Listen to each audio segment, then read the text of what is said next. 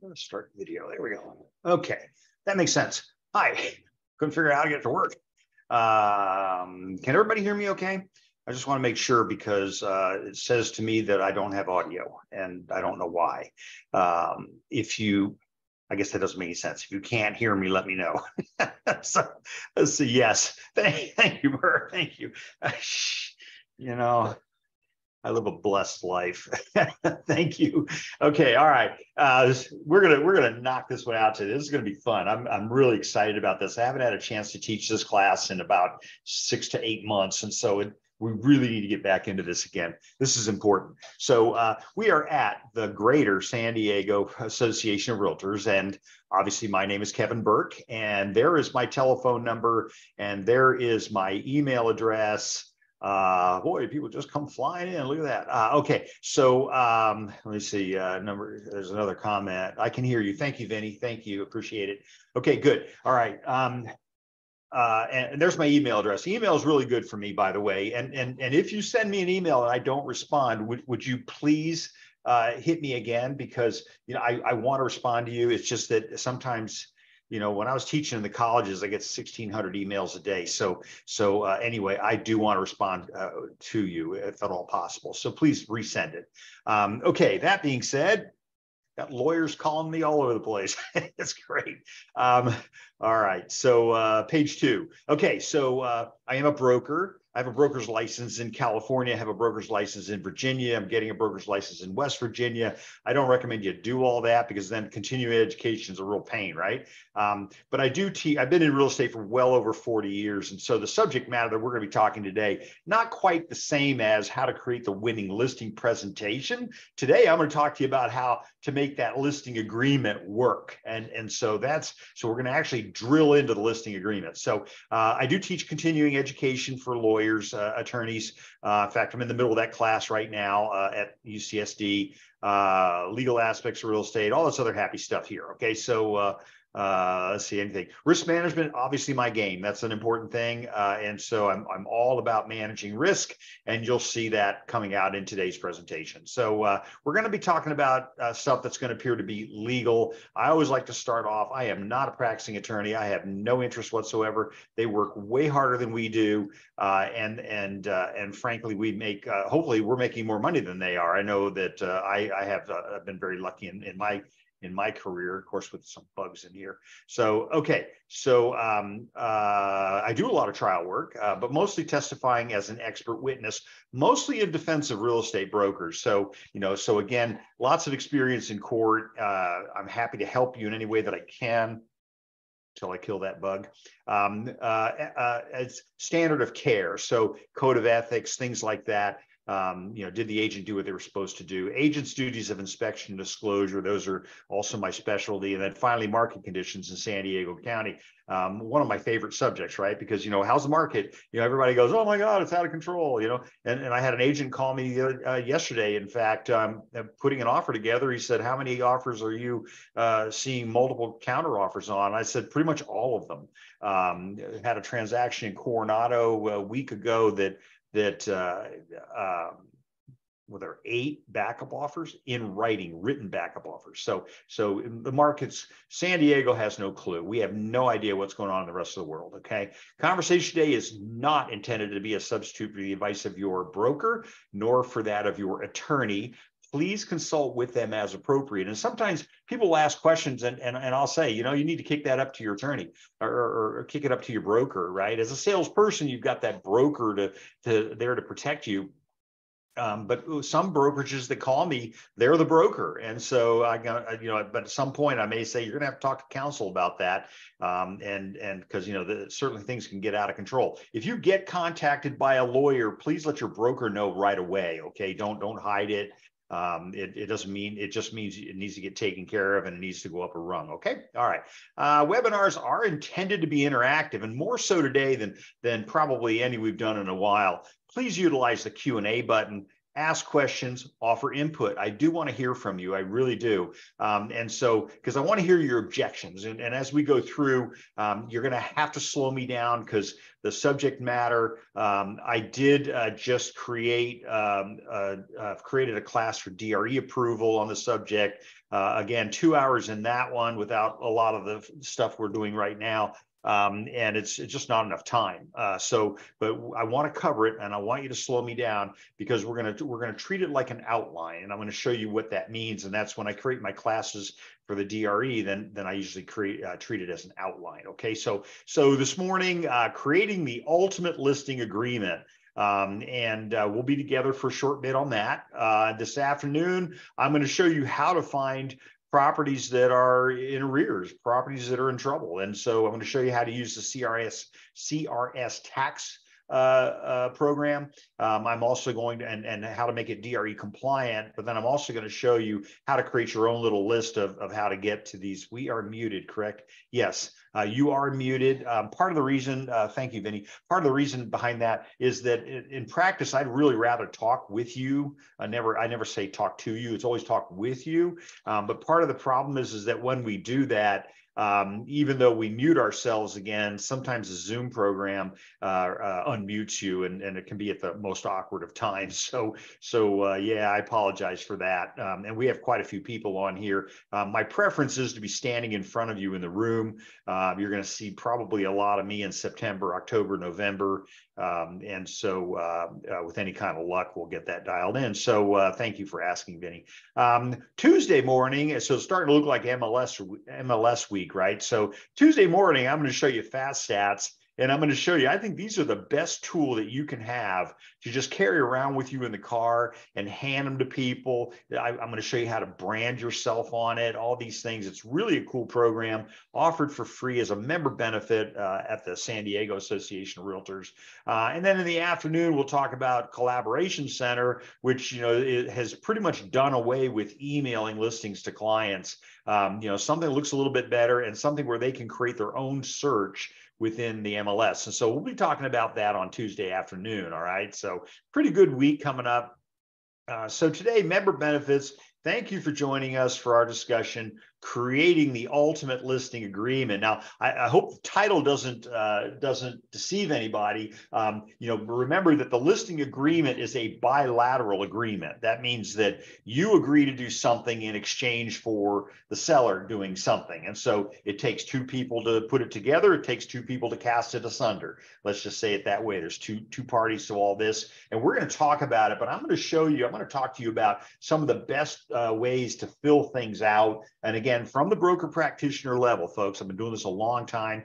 And I remember back when it was a one-page document and we barely, it was, way too much, it didn't even fill the page. So again, impact from a broker practitioner perspective. And so I've kind of altered some of the stuff that has gone up to the DRE for approval, or is going up to the DRE for approval. But that's what I do. I'm a practitioner like you. I do real estate every single day. I think if you know the RLA, I think you know real estate. I really do. And the RPA as well, by the way. The RPA, that's where it all comes together, right? But there's an old saying, about listing or perish. And so, you definitely want to be carrying a good load in listings. I'm aware of brokers. I know a real estate agent who's carrying 60, 65 listings at a time. That's a lot. My hat is off to them. I think that's great. And again, my presentation on how to create the winning listing presentation talks about how to counteract the people that have a lot of listings and how you should be able to get more listings. And today we're going to be functional. We're going to go deep into the listing agreement itself. So if you understand the information in the agreement, I think it makes it a lot easier to explain it. You'll be more confident explaining it. But I suspect that nobody sat down with you and said, here's how it works, right? And so like everything else, when we look at that listing agreement, we're thinking in terms of, that's what, just fill in the blanks, right? Well, I partially agree with that because the blanks are where we get in trouble, right? The pre-printed language, it should be okay, right? You've got the user protection agreement, C.A.R.'s user protection agreement. But if you understand it and you're comfortable with it, you're more likely to get signatures. And part of our biggest fear is we get on that appointment and we're like,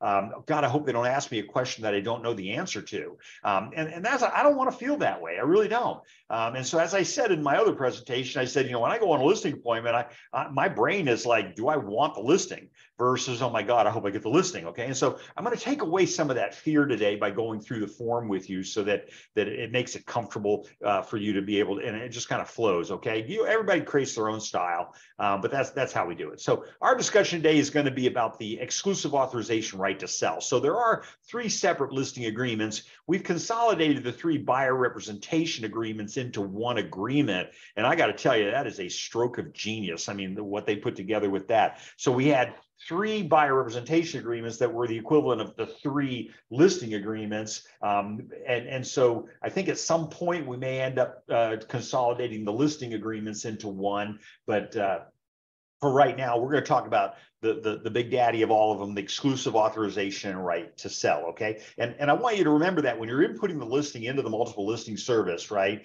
When you're inputting it in there, you want to make sure you check the box that says exclusive right, not exclusive agency. An exclusive agency listing is one in which the seller can sell the property themselves. They don't have to use you. They don't have to pay you, right? But that's an exclusive agency listing. And so now that one is called the seller reserve is the name that we've given to it. And so I'm going to show you, I've got information on all this for you, and I'm happy to send it to you at any point. So the residential listing agreement is what we're talking about today. So I want you to be aware, and I say that in all kindness, of the Forms Tutor program. And then there's the Forms Advisor program on the C.A.R. website. And so, these are programs that, I just don't know anybody that goes to these, and it just kind of really gets me going. So I'm going to go in here under C.A.R.org, and I'm going to click on Transaction Center, and I'm going to go down in here to Forms Advisor and Forms Tutor. Okay, is everybody following me here?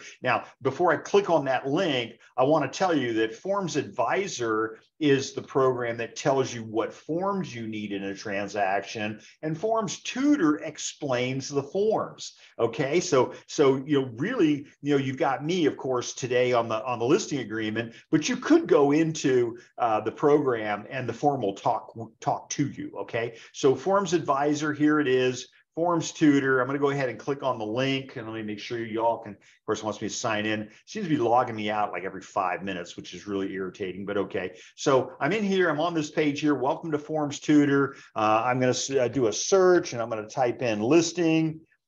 Is everybody good? Everybody follow me okay? I'm typing in listing, hitting my enter button, and then I'm going to go down here, residential listing agreement. And again, my hat is off to the attorneys and the committee at C.A.R. They've got the most current version in there. So, and that in itself is quite a task. So this is what the Forms Tutor program looks like. All right. And so each of these buttons in here, when I click on the button, it has a little explanation. We're gonna get into it today because they're giving it to you from the legal perspective and all of that. I'm going to give it to you from, all right, the legal perspective, but also from the here's how it really happens in the streets, right? Okay. And this is what they have me talk to them about. So this is the first one. And I can always play it. And when I play it, it will actually, I don't know, you all hear that?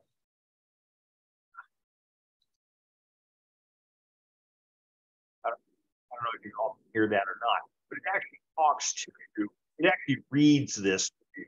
So if you're not into having things read to you, I got to get rid of that. Okay. And then I've got another one in here that talks about the various paragraphs. If you follow what I'm saying, it's a pretty cool little program. I really like.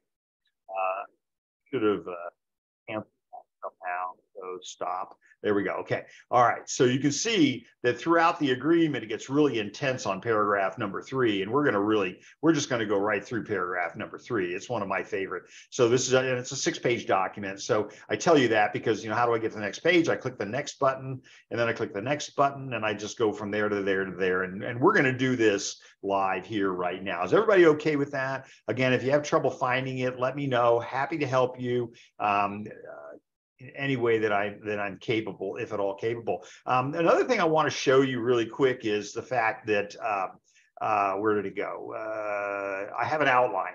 So I have created an outline, and again, I put it in bold point up here, not yet DRE approved. So this is not a 4-credit class. It's coming, but it'll be 2 hours. You get 2 hours of continuing ed. I still think you should be here for this. I've got to, when I create the class for the department, I've got to follow a very strict outline, very strict guidelines for that. And it'll be an in-person class, by the way. So again, impact from a broker's perspective. So I've created an outline of the RLA, okay? And so with the RLA, which is, again, the residential listing agreement, right? I think of it in terms of an outline. And I want you to think of it that way as well, because when you realize that it really is created by attorneys and the attorneys think in terms of outlines, now you understand why the SBSA form suddenly became a grid.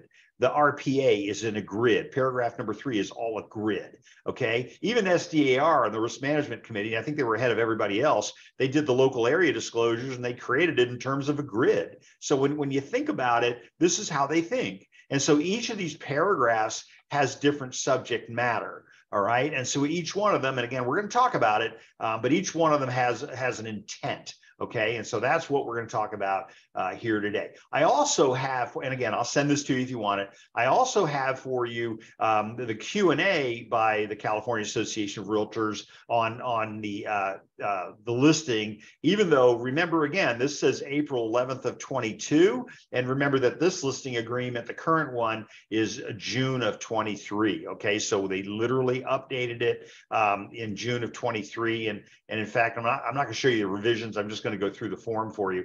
You will notice down at the bottom that they still haven't updated the copyright. Whoa, look at that. They did. Oh yeah, here down here, the copyright date they have as 2019, and they should probably remove that. It's more appropriate up here, this copyright up here, okay? And so that's the second thing that I've got for you. Again, send me an email and I'll send it to you. And then we have the quick guide, and that's the earning the commission and why you need to have a written agreement in order to receive a commission in our business, okay? There's this little thing called the statute of frauds, which gets us into trouble. Our agreements must by law be in writing, okay? Everybody good with that? So that being said, let's go back to where I was. Again, that was on CAR.org, and it is an exclusive listing agreement, which means that under all circumstances, the seller agrees that you represent them, and the seller agrees to compensate you for your services. And I want us to stop using the word commission, right? Because commission makes everybody tremble. It's just a weird thing, okay? I don't use the word commission. I use the word compensation, okay? So because I think my time is valuable, and I think your time is valuable. When you're sitting down and you're going to, you're prepared to take that onslaught from the seller, how come my house isn't sold? That kind of thing. When you're prepared to do all that, I don't want to be thinking in terms of some nebulous thing like a commission. I want to be thinking in terms of compensation for my time. Okay. All right. One of the things that I'm going to start doing in my winning listing presentation is I'm going to start doing the pie chart thing that shows everybody where all the commissions go and how little we really make in a transaction. Okay, all right, no questions so far. If you've got a question, remember, put it in the Q&A field. So let's dig into it. We're going to take a look at the form.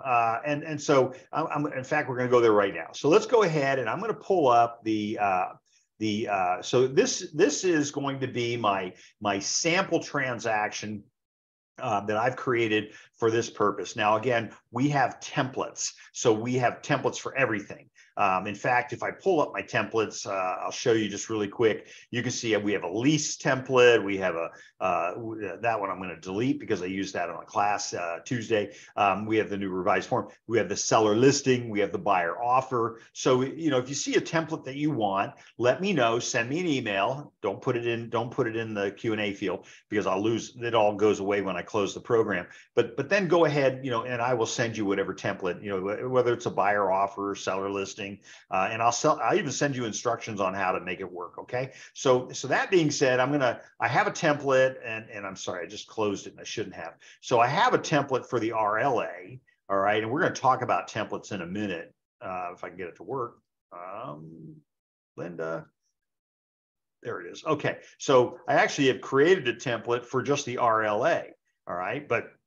But for our purposes, I've taken that template and I've gone ahead and I've created a transaction based on the template. Okay. And so again, I'm a big believer in templates. I do the same thing every time, again and again and again. And why? For a number of reasons. Some of it is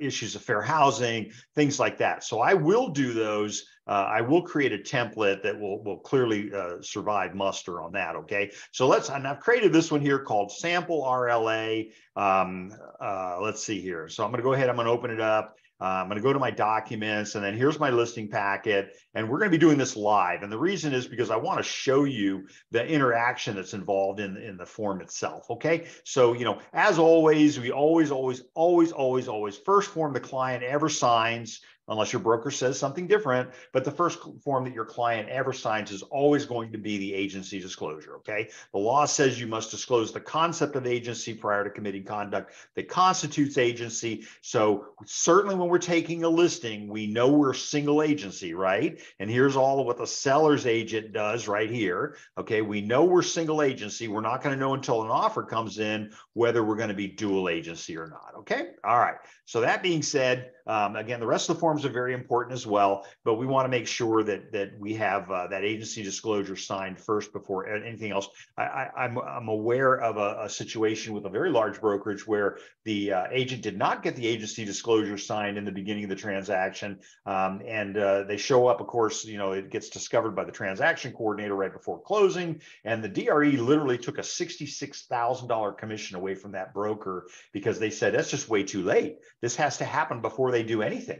You have to disclose the concept of agency. Is everybody okay with that? Again, I've been asked, I had an attorney ask me the other day if I would do a class on agency. I think it's an hour-long class, but I don't think we can cover everything in the hour. But it would be a good class. And so I kind of kicked that up to education at C.A.R. and I'm just waiting to see what response I get. So let's take a look at our documentation here. And I showed you all the ancillary paperwork already. So I want to make sure that when I'm doing this, I want to make sure I'm using the residential listing agreement. And once again, what's it called? It's the exclusive authorization and right to sell.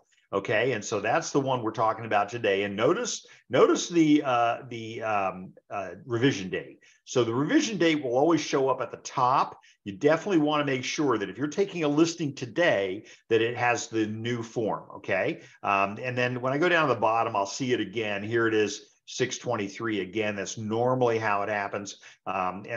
Sorry, got a little crazy there. Anyway, so I want to make sure I'm using the current form. Now, if you have a transaction in progress, I would tell you, and they've already signed it, I don't know that you need to go re-signing the new form. But certainly if you were going to extend it, I would probably use the new form to extend it. And part of the reason is because some of the benefits and protections that come from using the current form might necessitate that. Okay, everybody good? All right. Okay. So ignore my logo. Sorry about that. They put that on there probably 15 years ago and just never took it off. So date prepared, obviously, that's going to be the date that you actually prepare the agreement. Okay. So I think that's pretty simple. It's not necessarily the date that they're going to sign it. And if you send it to someone, let's say you prepare today. Today's the 20th of July. You click date prepared and you put today's date in there and you send it and they don't sign it until tomorrow. You don't go back and change the date. It's okay. All right. Okay. So date prepared, and as you all know, I can double click in here, and it'll automatically load the date for me. Okay. All right. Now, what's the next part? So now the next part is the seller, and this is the $1 million question right here, right? Because you really don't take listings under $1 million anymore. But this is the name of the first seller, name of the second seller. There are two sellers. You've got a maximum of 60 characters. If there's only one seller, then only put one seller in there. Now, what do I do in that scenario where the seller is not a natural person? And so this is something nobody tells you, but here's how it works. We have either natural persons or we have non-natural persons. A natural person, somebody that bleeds when you prick them, right? Whatever, that's a natural person. Everybody else is a non-natural person. So it can be what? It can be a corporation. It can be a trust. Likelihood is probably a trust, right? But it can be a power of attorney. It can be just almost anything. But what you want to do when you're taking your listing is you want to pull up a property profile or some other document that tells you how they hold title currently, okay? And why? Because you want to make sure that you create an enforceable agreement with the person or natural or otherwise that has the power to sell the property. Because if you mess this up, you don't have a listing agreement. Right now, what's the downhill from that? What happens? You take a listing, you do this part incorrectly. Okay. And again, I'm not trying to scare you. I had a broker once tell me, you're scaring them. I'm not scaring you. I'm just trying to tell you something. Okay. And so get the name right. Now in Linda's office, okay, Linda's my broker. In Linda's office, she actually literally looks up the grant deed of the property. Every listing that her agents take, she pulls the grant deed. The grant deed is the document where they took title to the property. We contact the title company. We say, can you send us the grant deed? How does their name appear on title? And we're going to put that name in here. And that includes, by the way, if it's a trust, right? So I'm going to put the name of the trust in here.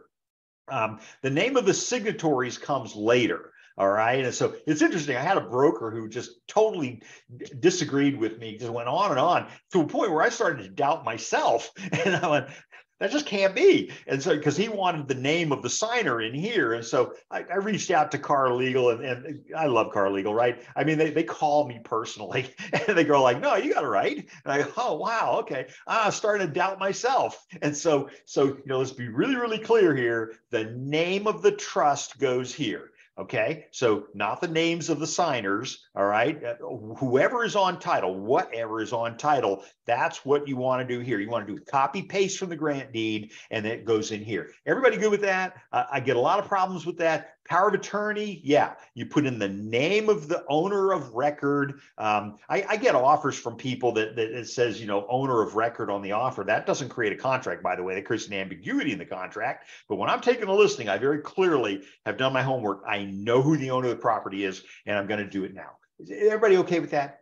Really, really important. And if you have any questions on it, let me know. Happy to help you with that. But you clearly want to make sure that you have an enforceable agreement between the brokerage, okay? Because remember, again, you don't take listings unless you are. I'm looking through my list here. I don't see a bunch of brokers, broker owners in here, but the listing belongs to the broker. It doesn't belong to the individual agent. And so I remember I was management for quite a few years at a very large real estate company in San Diego. And so sometimes I would have the listing would come across my desk, and I'd look at it, and it would have the name of the agent on the listing. And so that's not a valid listing agreement, right? Because remember, again, it belongs to the broker. But that was usually a signal to me that the agent's thinking about leaving the company and thinks they're going to take their listing with them if they have their name on it, which is just not going to be the case. So first of all, we'll get into a little bit of that in a second. So everybody see what I'm talking about here? I'm going to put the name of the seller as it appears on title. Right now, it also talks about landlord or sublandlord. You can ignore that. That pulls up when you're doing a lease agreement, okay, or a property management agreement. Everybody okay? Everybody good? Questions? That's a big deal. It's a really big deal. Your brokerage name goes in here next, but notice it's right after the language that says employees and grants. So the Department of Real Estate wants an employment agreement. You do not have a client unless you have an employment agreement, right? Any advice you give someone without having a written agreement is legal advice, okay? So I wouldn't be doing it. I clearly don't do it, right? So employees and grants, they want that language. It's on the listing agreement. It's kind of on the buyer representation agreement, clearly not in the purchase agreement. But if you look at all of our listing agreements, they all should be saying employees and grants. Is everybody okay? I grant the power to the brokerage firm. Put the name that your broker tells you to put in there, whatever that is. I'm normally looking at, whenever somebody brings us an offer, I pull the DRE records on the individual agent. I pull the DRE records on the brokerage to make sure that everybody's done their stuff right. Okay, everybody good? All right, beginning date. Let's talk about the beginning date. When should the date? So remember, I put up here 7/20. Okay, so today is what, Thursday? So, but the owner says I don't want to put it in the MLS until tomorrow. So I go over here and I click on 21, and of course it messes it up every time. So that's a new problem with the new agreement as it came out in 23. So, or in June. So I'm going to put the beginning date. It does not have to be the same date, okay? But whatever date that is, if the owner gets an offer on the property today, the 20th, and my listing doesn't start until tomorrow, they don't have to use me. They don't have to pay me. Everybody understand what I'm saying? Okay, so you might want to start it today, but again, if they don't want it to go into the MLS until Saturday, for example, remember you have 48 hours from taking a listing. That's our rule. 48, and mostly across the country, by the way. 48 hours to input it in the MLS or to send over the authorization to exclude or the seller's authorization, that form that we use now. And SDMLS wants the C.A.R. form unless you're a non-member agent, and then you would use the authorization to exclude form. So Linda, I forgot to tell you that, sorry.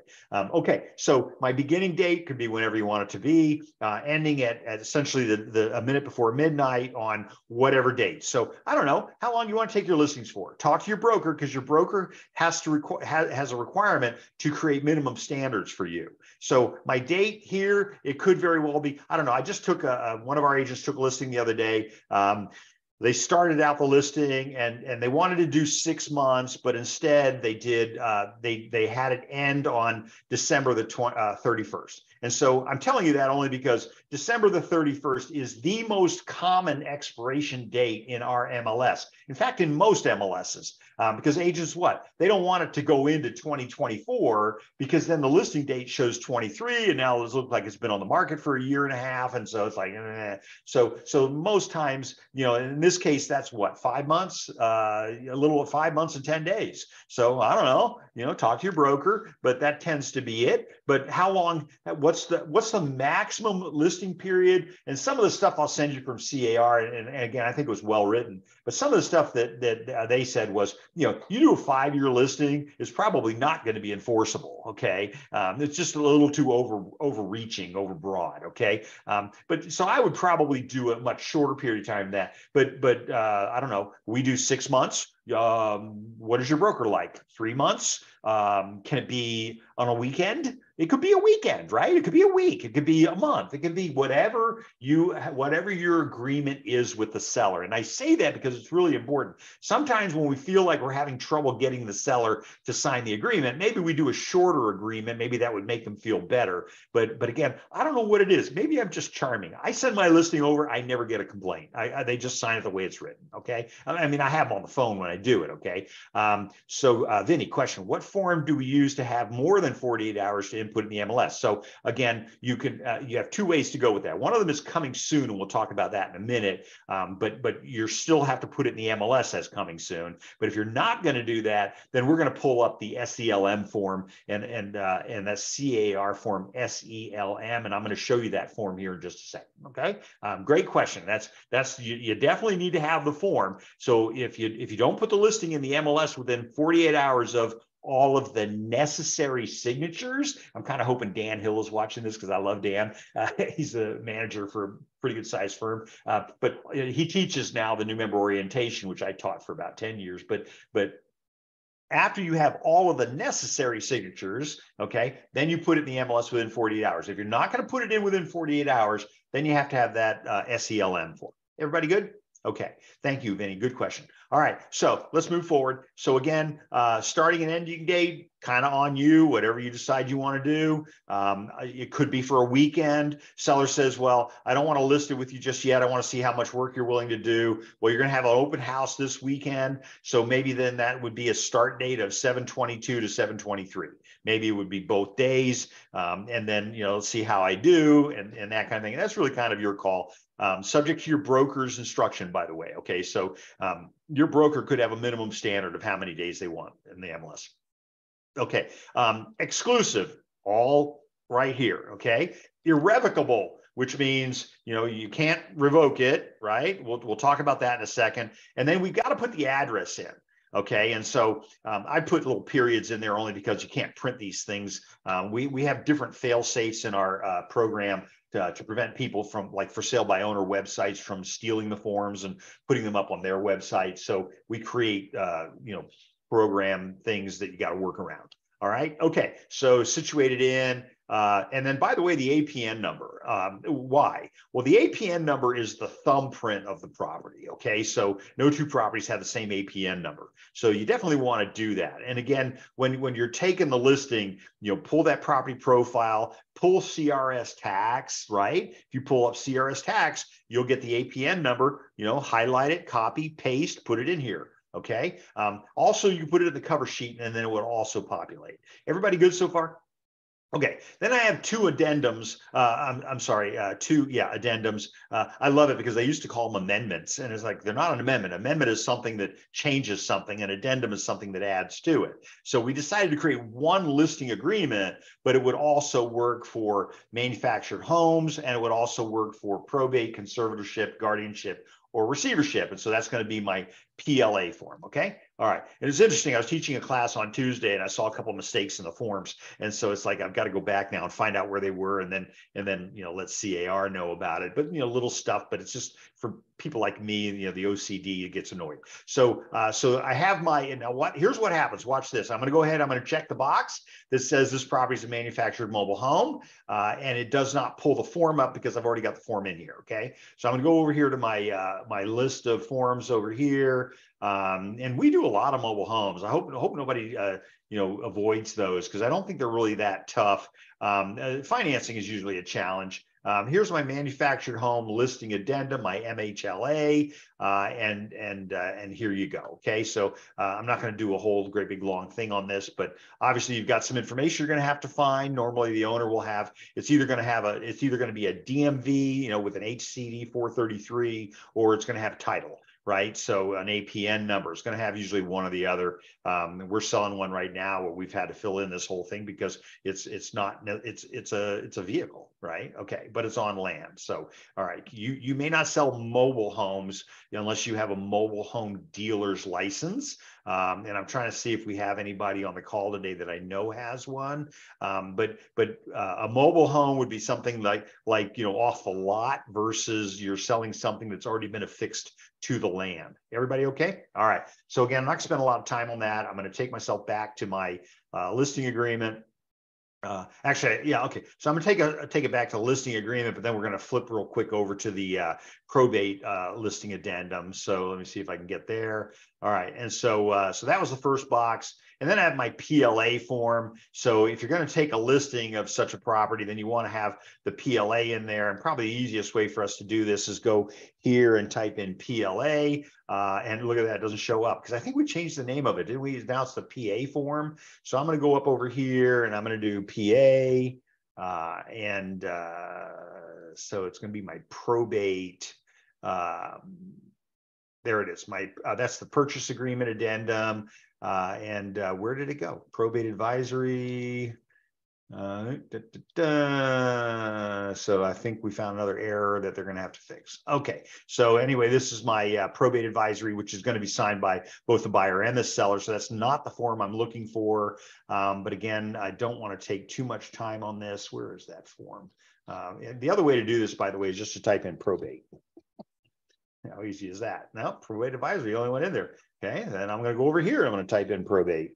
Everybody see how I'm doing this? I mean, this is how we find things. Hopefully, there we go. Probate listing addendum. It says it's in there. So if I hover over it, it'll tell me the form name is going to be a surprise. Where is it? says PLA. Wow, look at that. Okay. So, oh, probably because I was in the, let's see, there's PLA. There we go. Okay, probate listing addendum. I was in the actual listing file part of things. So here's my probate listing addendum. Somebody's passed away. I had to deal with this personally 2.5, almost 3 years now. My mother passing away, and so we had to sell the property in Arizona, and it was just anyway. Never listened to me. I said, get a trust. No, never got a trust. Worked out great for me. But anyway, this is my probate listing addendum, and then the advisories attached and all that kind of stuff. Everybody good with that? I just want to make sure we covered that. Again, this is not a class on that subject, so we're going to go ahead and go by here. But if you have a question, put it up in there and I'll answer it quickly. Obviously, the attorney made an interesting comment. He said, I really like working with you. He says, you understand our language. It's like, okay, I get it. All right. So that being said, I'm going to uncheck that box. By the way, if you don't have the form in your template, then, and you check the box, it will load the form.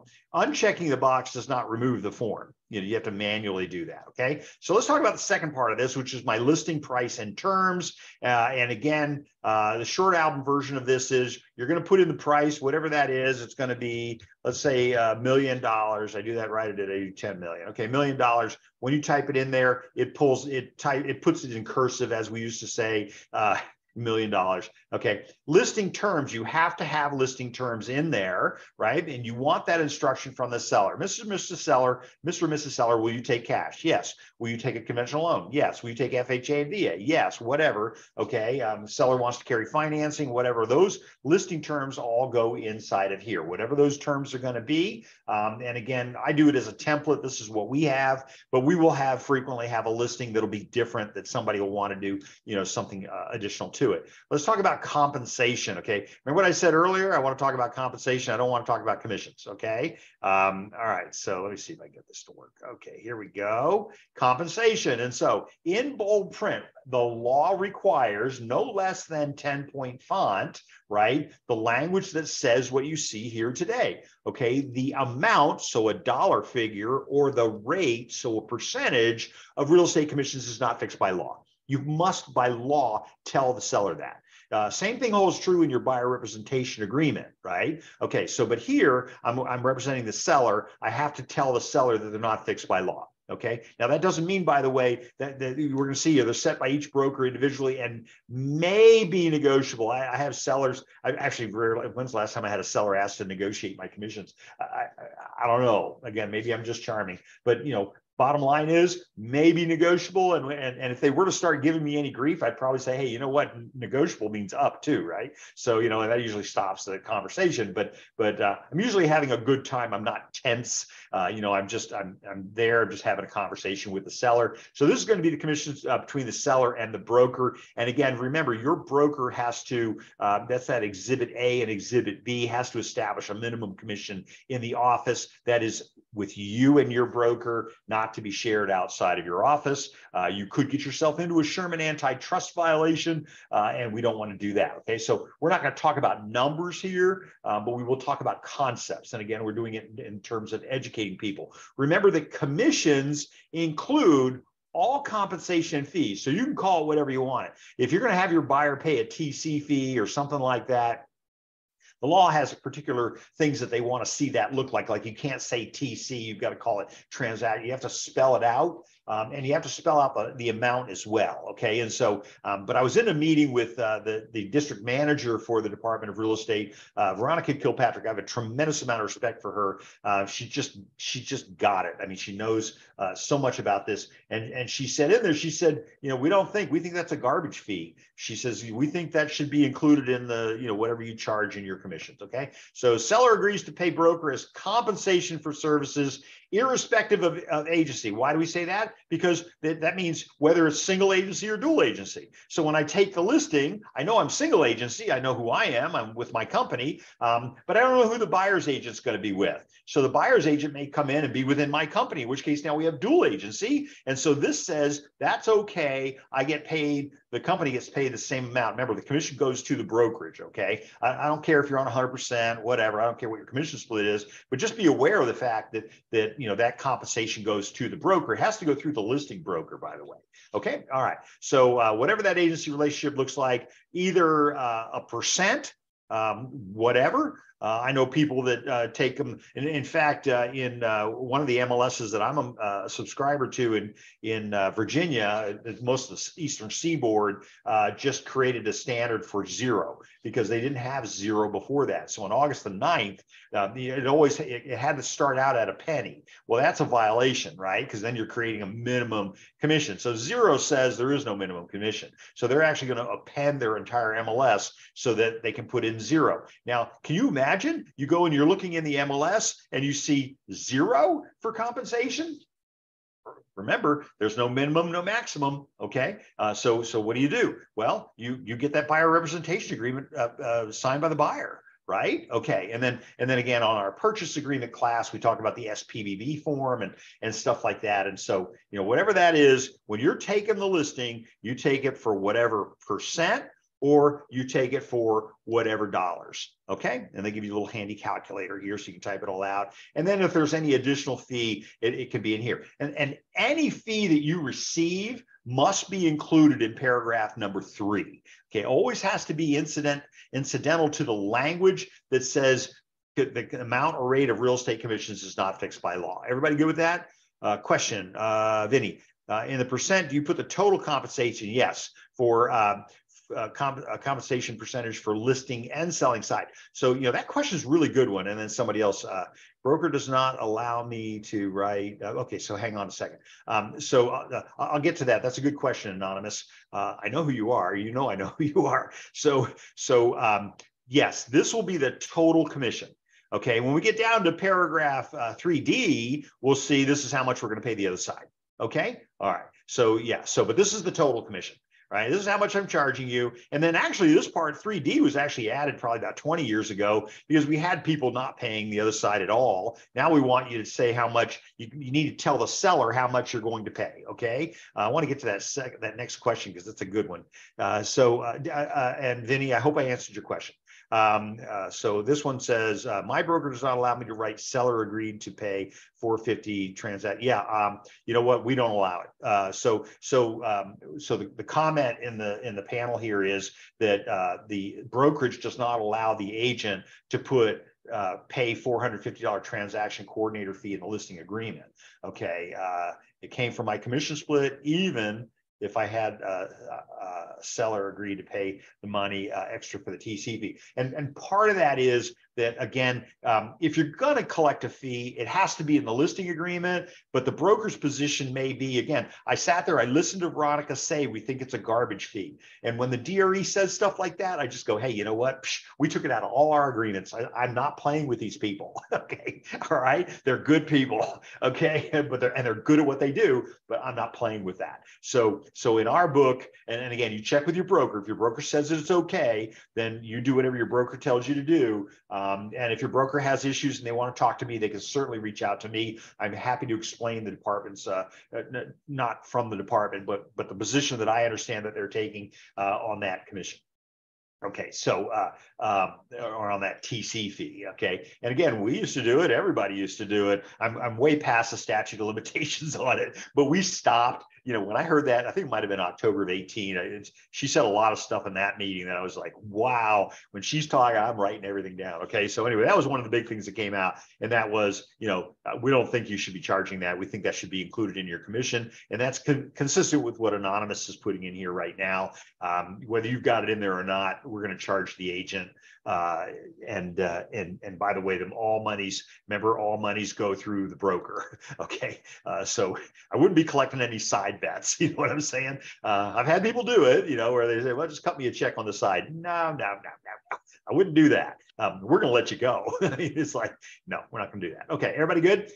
So under what condition do you get paid? If during the listing period or any extension, a broker, cooperating broker, seller, or anybody else procures a ready, willing, and able buyer whose offer to purchase is accepted by the seller. Okay, now we have to say it that way. Why? Because sometimes the seller torpedoes the deal. So, you know, if this doesn't close for the seller's fault, the seller may owe us a commission anyway. Okay, and all this is in the language that you'll read from the Q&A from C.A.R. Okay, so again, provided the buyer completes the transaction or is prevented from doing so by the seller. Okay, all right. So in other words, it doesn't have to close. Okay, even though the Q&A mentions in there that it's got to close, and so, you know, which is it could be kind of confusing. So when I'm looking at, here it is, this is the earning the commission thing, and it says commission is earned, you know, even if the seller withdraws the property, or they cancel in breach, or they're done during the safety clause or something like that. So, but it says up here, and the transaction closes, or the seller prevents the close. Everybody okay with that? Taking us back here again. All right, so and I'm going to start hitting some highlights here because this, again, it's a 6-page document. So paragraph number 3A2, this is referred to as the safety clause or the protection clause. It's on the state exam. You answered this question. And this is the paragraph that protects the brokerage after the expiration of the listing or an extension thereof from the buyer going around and saying to the seller that, you know, let's just do the deal ourselves and we can save all that commission. Okay, so that's what that paragraph essentially says. But it gets even better as you get down here a little bit further. I should probably move my screen here.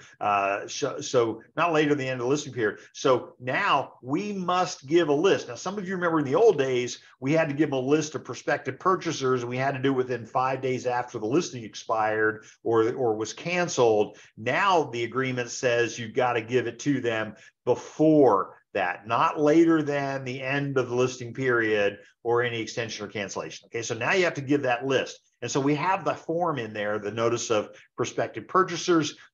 S.C.A.R. had it years ago. C.A.R. finally said, wow, you know, if we're gonna enforce this, we really got to give them the ability to give them a list, right? And so that's what the point is behind all of that. Okay, I've been successful in that. I had a listing where listing expired, seller says, I'm going to try somebody else. And you know, 3 days later, they tried somebody else, a really good agent, by the way. And then somebody brought in an offer that had very clearly seen it during the time that been physically introduced to the property during the time that I had the listing. And the agent turned around. I won't tell you his name. He was really a good agent. Not just because it had a favorable outcome for me, but he recognized right away, I don't want to get into a fight over who's entitled to the commission. And the agent that brought in the offer was from within his company. And so literally he said, nope, that's Kevin's deal. I went through, seller was fine with it, of course, right? Because that's this period of time. If you don't put in a time, then it does not apply. All right. So folks, remember what I always tell you, if you leave a blank, you're probably going to eat it. All right. And that includes fees and things like that. If you don't fill in the blank on who pays for what, right, then you're going to probably pay for it. And so in this case, if you don't fill in this number, then you're probably not going to be, I know you're not going to be entitled to it because you didn't put in how much time there had to be. Okay. Escrow is allowed to charge escrow fee plus 25 for emailing, 50 for this or 75 for that. There are always several itemized charges on the escrow statement. And that's a really good question too. How does escrow get away with all these little de minimis fees? And by the way, the answer is normally they'll waive them, you know, when they get called out on it, right? But remember, unless they are an independent escrow company, they're not subject to the Department of Real Estate's regulation. They could be subject to the Department of Insurance, you know, whatever. If they're affiliated with a title company, if they're a broker controlled escrow, then you've got CFPB involved in it and stuff like that. Okay, so great question. How come they get away with all that stuff? I mean, I just talked to an escrow company up in Malibu yesterday on a deal we're closing. Like, what are all these fees, right? So nope, take that one off, take that out. Okay, all right. Everybody good? Okay, so paragraph number 3A3 says, if without the broker's consent, the property is withdrawn or what? Leased. And I see this happen a lot. You've got a listing agreement and the seller goes and puts a tenant in it, which is essentially makes the property unmarketable, right? Because, you know, the people don't want to show it with a tenant in it, et cetera, okay? Or made unmarketable by a voluntary act of the seller during the listing period. Now, again, it is the broker's prerogative to pursue the seller in that event. So check with your broker, say, hey, the seller put a tenant in there and it just really frost me because I thought I was going to have that sale and then they put a tenant in it. And so again, they made the property otherwise unmarketable. And so that's going to be your broker's decision whether or not they're going to pursue the seller on that clause. Okay. All right. If the completion of the sale is prevented by a party in the transaction other than the seller, then the short album version of this is that you are entitled to whatever compensation, whatever the seller recovers. You are entitled to a piece of the action, so to speak, in an amount equal to the lesser of 1/2 of the damages recovered or the above compensation after deducting expenses. Okay. So again, amount equal to the lesser of 1/2 or the above compensation, whichever that figure, whichever is lower. Okay. Right. Good. Remember that. I got one right now where you know what, we're going after a fee. Okay, because you know they essentially prevented the transaction. The seller will recover, and we'll go after our piece of the action on that. Okay, paragraph number 3D says seller's been advised of the broker's policy, and this is the question, Vinny. That I think Vinny, you asked this earlier. This is the part that says here's how much money we're going to pay the other side. Okay, now remember you can put in 0. But the point is that you have notified the seller that how much you're going to pay the other side. So again, my compensation up here at the top is whatever that number is, 6, 10, 12, 15, 176,000%, whatever. Okay. But then down here, I say, what part of that figure am I paying the buyer's agent, otherwise known as the cooperating broker? Okay. Everybody good? All right, or it could be a dollar amount, and again, brokers authorized to cooperate with and compensate brokers operating outside the MLS as per the broker's policy. And so that's really a good point. So remember that the broker only has an obligation to pay a cooperating broker, which is defined as another subscriber to SDMLS. So if this is in SDMLS and a broker comes in with an offer from San Francisco MLS, there's no obligation to pay them. Right? They're not a subscriber to this MLS. Now, maybe they are. I mean, some of these brokerages are pretty big. Maybe they are a subscriber to multiple MLSs. So, you know, you want to be careful about standing on the rock of principle, but technically speaking, you don't have to pay them. Okay. All right. So that's one of the reasons why, and we do transactions all over the state, and we're members of SDMLS. And sometimes we do join San Francisco MLS because we've got an active broker attorney up there who takes listings and does stuff. And so we'll end up joining the MLS only because they're kind of a closed system up there as well. And so, you know, but at that point, we become a seller's agent. But whenever we write an offer outside of our area, so folks, this is really important. If you write an offer outside of the of your subscriber status, your SDMLS, you write an offer on a listing that's in the Riverside MLS, whatever, and you're not a subscriber, your broker's not a subscriber to that. Again, MLSs don't have members, they have subscribers. Then there's a couple of ways to number one, buyer representation agreement, right? Buyer agrees to compensate you if the other broker doesn't. But the other thing you can do is you can also do the cooperating broker compensation agreement, otherwise known as the CBC.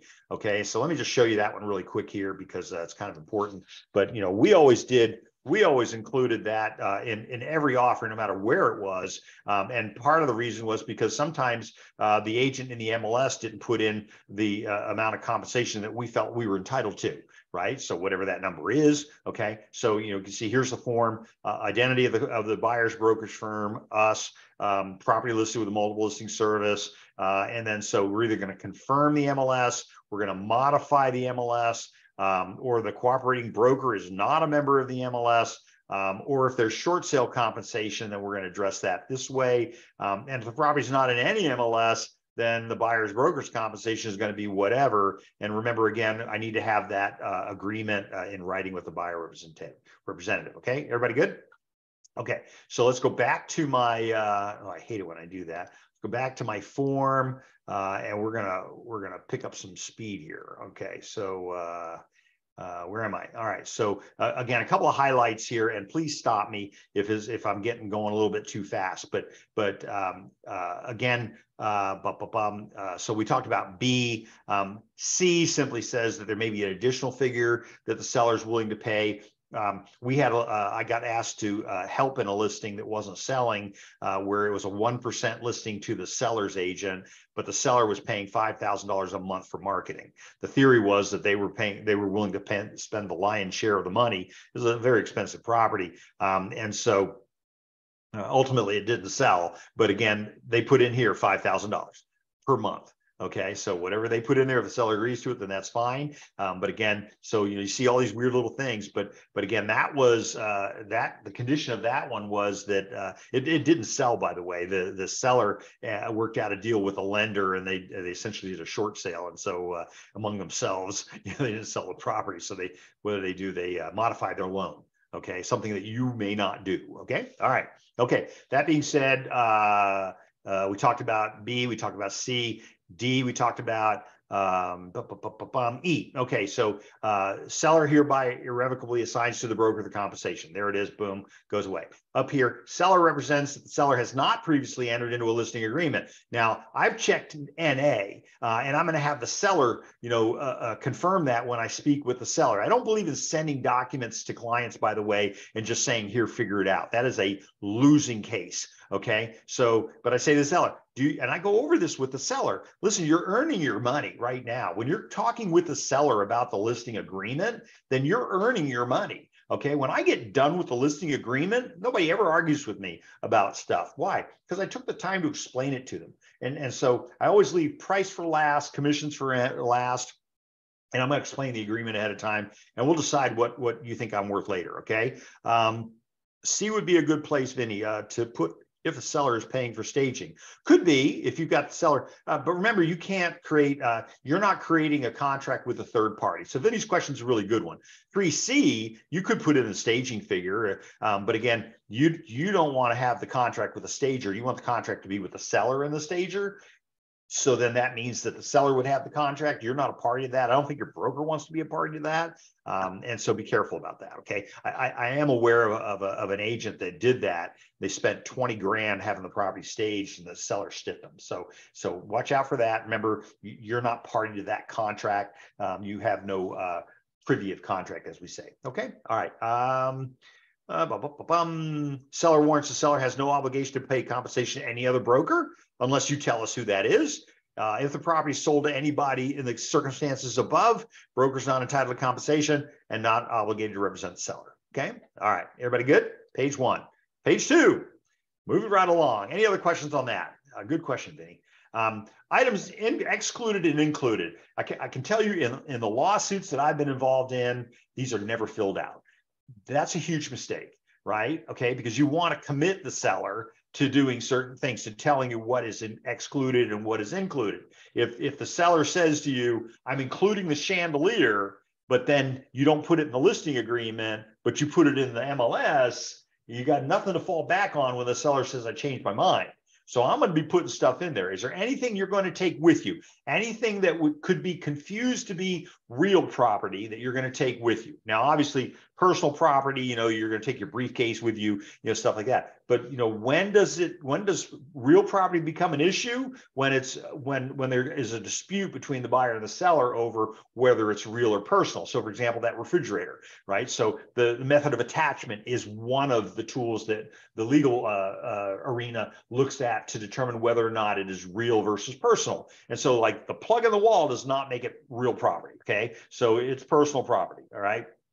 However, you put it as a sub-zero and you put it in a defined space, you have a pretty good case for the fact that it is meant fitness for a particular purpose. It is meant for that space. And so anytime you're going to have a question about whether or not something is going to be a problem later, you need to address it here.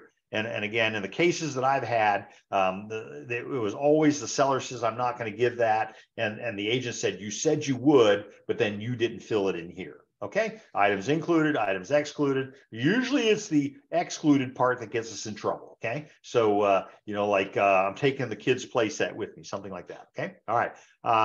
Leased or not owned, and then we're going to talk in a second, we're going to get into smart home features. Leased or not owned, remember that used to be leased or liened, and we had to change the names because it wasn't the same thing. A leased property or something other than owned property.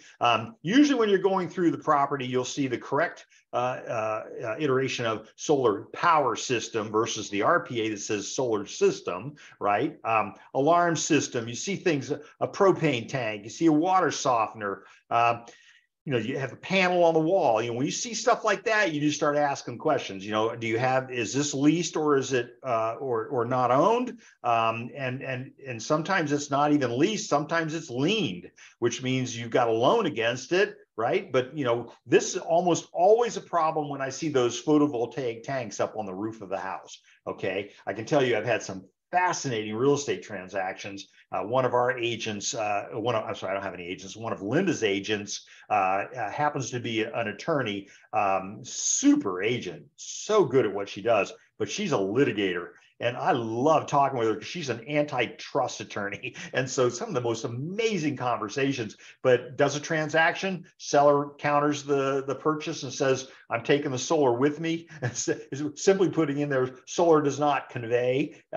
And needless to say, the buyer ended up with a solar power system they really didn't want in the first place, but there was no way for the seller to take it off the property, because the company that told them that they could move it to the new house couldn't do it for a year. They just didn't bother to add that part to it. So they always create problems with us. So make sure you're using the new solar form, SOLAR form, whenever you're working with those photovoltaic tanks up there. Okay. So again, Linda says, Linda's my broker. She says, you could write a book on all of the stuff that goes wrong after it funds before it records, right? So anyway, be aware of all these things: heating, air conditioning, ventilation systems, stuff like that. I know that we installed new air conditioning at one of Linda's houses, and so there was a loan on it for a long period of time. So yeah, we would have to tell people, or somebody's going to have to pay for that loan, probably us. This information needs to be in here, okay? And again, seller provides to the buyer as part of the sales agreement. This is they're quoting the sales agreement, copies of lease documents or other documents obligating the seller to pay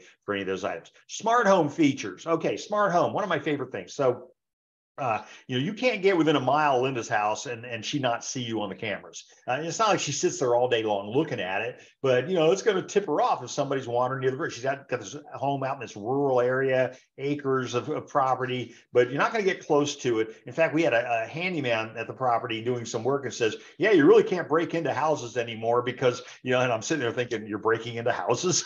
So I don't know, man. You probably should be a handyman. Anyway, I hope you're not breaking into houses, but I just thought it was the funniest thing. But smart home features today, there's all kinds of stuff. So if you're exiting the property, you're going to have to give the buyer all that stuff, including how to log things in. And by the way, that may also apply to a rental. And I know that Linda put a tenant in one of her places while she moved to the next place. And so, the whole house is all, automatic, electric, she walks from room to room, lights come on. She thinks she's like the queen or something. I really installed all those so that they would turn the lights off when she left the room. So anyway, be aware that stuff's out there, but I'm sure that the new owner is not going to be very happy if all of a sudden all the lights come on in the house at 2 o'clock in the morning when Linda's just wandering around playing with her phone, right? So, make sure that you get all that stuff taken care of. And so then again, what kind of smart features are excluded from the sale? I don't know exactly. I've had sellers take off with curtains, window shades. Linda's got electric window shades. She's not going to take off with that. It's got to be custom built, right? But anyway, make sure you put those in there because it's really a message to you that it could or could not be a problem. Okay. MLS service. So what is the MLS service? And so I'm not going to read all this to you. Obviously, it's a place where we share information and with other brokers. And we also have unconditional offers of compensation. You may not put a condition on that. What information is provided to the MLS? And again, I'm going to let you read this on your own or we'll never get out of here. 2 hours is not enough time. But what information is provided in the MLS? So we have all this stuff that we do provide. What is this broker's MLS? And I put in SD MLS because that's our MLS. That's the one that we use, right? But if you're with another MLS, put those in there. But the next question is it the primary MLS for the geographic area where the property is? So if you're taking a listing in San Francisco, SDMLS is not the primary MLS. Now we have data share currently, right? Data share means that we share data with other MLSs, but I'm not sure we share with San Francisco MLS, if you follow my drift, okay? So it either is or it isn't the primary MLS for the area. And again, San Diego, 67, 66% of the listings are in SDMLS Francisco, the San Diego area, I think that constitutes the primary MLS. Okay.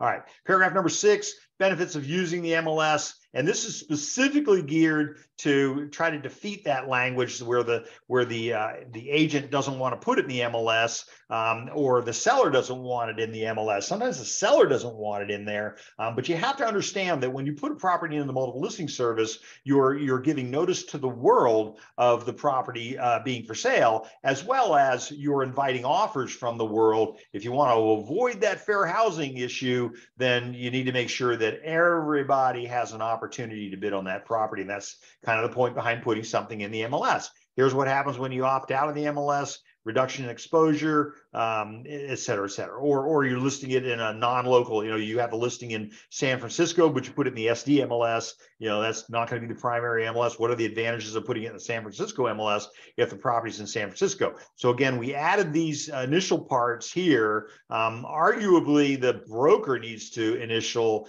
the inside of this box if the seller is going to say no, or the agent has talked him out of doing that. Okay, so public marketing of the property. So we are clear cooperation. So we are. Our MLS requires clear cooperation. So there's no checking this box that says we don't require it. Okay.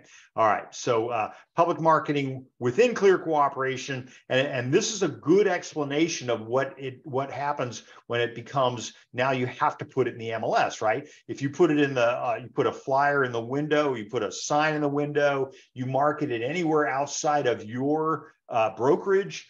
You put it on, you can have it on your broker's intranet, but you may not market it outside of that, because once you do that, within 24 hours, you've got to put it into the multiple listing service as an active listing. Okay. Coming soon is usually the way people get around that. And that's paragraph number C. And that's where we've got a listing, but the seller. So again, remember my scenario. I'm going to list it today. I'm going to prepare the document today. It's going to go into the MLS tomorrow. Right. And so does it go in as active, or does it go in as coming soon? And so again, that's a decision your seller needs to make. But you'll only have those two choices when you go to save it as a listing. It'll say active or coming soon. It doesn't give you pending or anything like that, because there's no listing to pend yet, right? So that's why when you input in your MLS, now it's going to pull up the MLS and show you, but I don't think you need to see that. But bottom line is that if you put it in coming soon, the minute you start marketing it outside, the minute you start showing the property, right? That's not fair. Okay, so you're going to you've got 24 hours after that point to put it in the MLS. Now the seller can say, I don't authorize the broker to utilize coming soon. The default language says coming soon is okay. Okay. All right. Seller instructs the broker. And again, this was my, Vinny, this was your question earlier. MLS may require a form. And again, our MLS now has, if you are a subscriber to our MLS as a realtor, you must use the SELM form. If you are a MLS only, then you use the authorization exclude that's included on the MLS website. Okay. All right. So we want you to market it to the public, and it may very well be, that I don't want you to start marketing it until Tuesday. Okay. In which case you put that date in there, Tuesday. So again, the law likes a date certain. That's why we don't usually do things like 30 days, 45 days, stuff like that, because the law wants us to pick a date. Okay. All right. Or the seller instructs the broker not to market it to the public, period. All right. And that's always a possibility as well. Right. But again, the minute you start marketing it, you're going to have 24 hours. You got to put it back in the MLS. Okay. Everybody good? And by the way, that includes taking it out of the MLS. So if you were in the MLS and then you decide to pull it from the MLS, but it's still for sale, it's still being marketed, then you've got some splining to do, as Lucy and Desi would say back in the 50s. Okay. All right. So whether the paragraph 7D1 or 2 are selected, seller understands that should any public marketing of the property occur, the listing will need to be put in within 1 business day. Okay. All right. So clear cooperation does not apply. So we're not going to check that box. MLS data, paragraph number 8, MLS data on the internet. So again, the rules allow the data. It's going to be, this is I get these phone calls from people. They say, hey, you know what? Your agent sold us this house a year ago, and they still have it for sale on the internet. Well, one of the downsides of our MLS, and there's very few of any MLS, is that once it goes up on the internet, we don't have any control, right? And so we can't take it off the internet. And so that's why I always use that, when these other companies were marketing properties that have sold a year ago.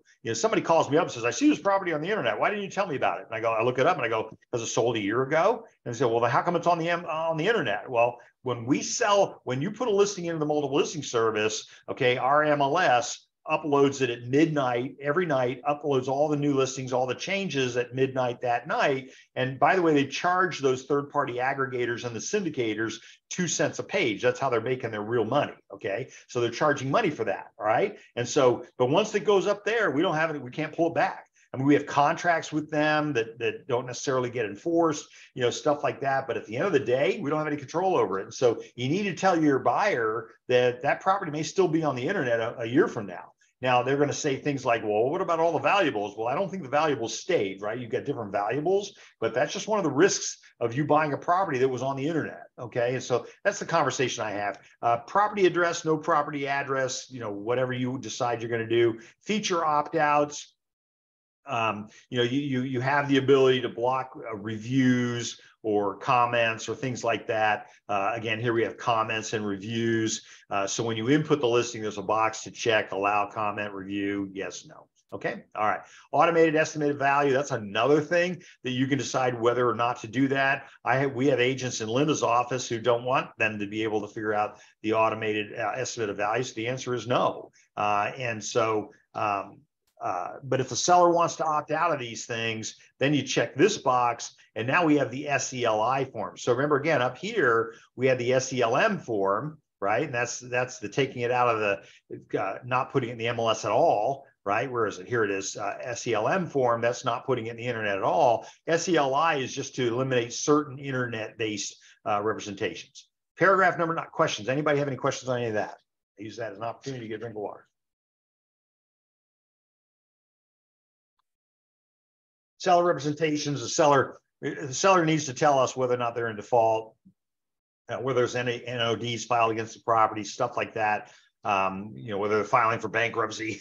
Because remember, they're filing for bankruptcy. The federal bankruptcy court is going to issue a 90-day stay, which means that they can't sell the property during that 90 days. It's intended to protect them from themselves sometimes, right? So those are the seller's representations. Then we have the brokers and the seller's duties. I kind of wish we called it obligations and duties like we do in some of our other forms. But the bottom line is, paragraph 10A says, this is what the broker is going to do. All right. And so again, the truth will set you free, right? So when you have this language in there, this says to the seller, this is what I'm going to do for you. So now you've avoided that situation where the seller comes back later and says, how come you haven't sold my house? And you say, well, I've done everything in here that I said I was going to do.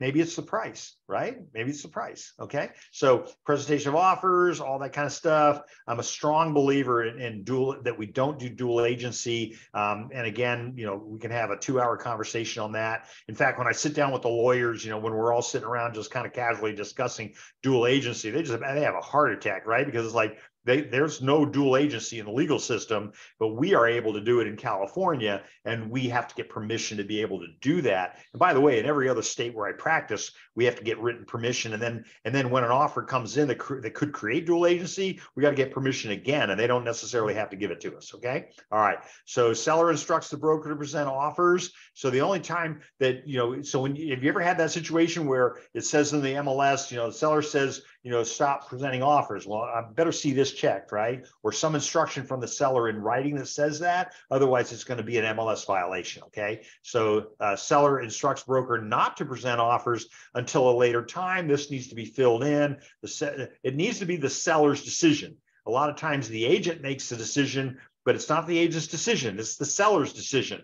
And so, then we go head to head with the agent over some of these issues. And it's like, no, do you have an instruction from the seller that says not to present the offers until a later time? And that's what that box is for. Everybody good with that?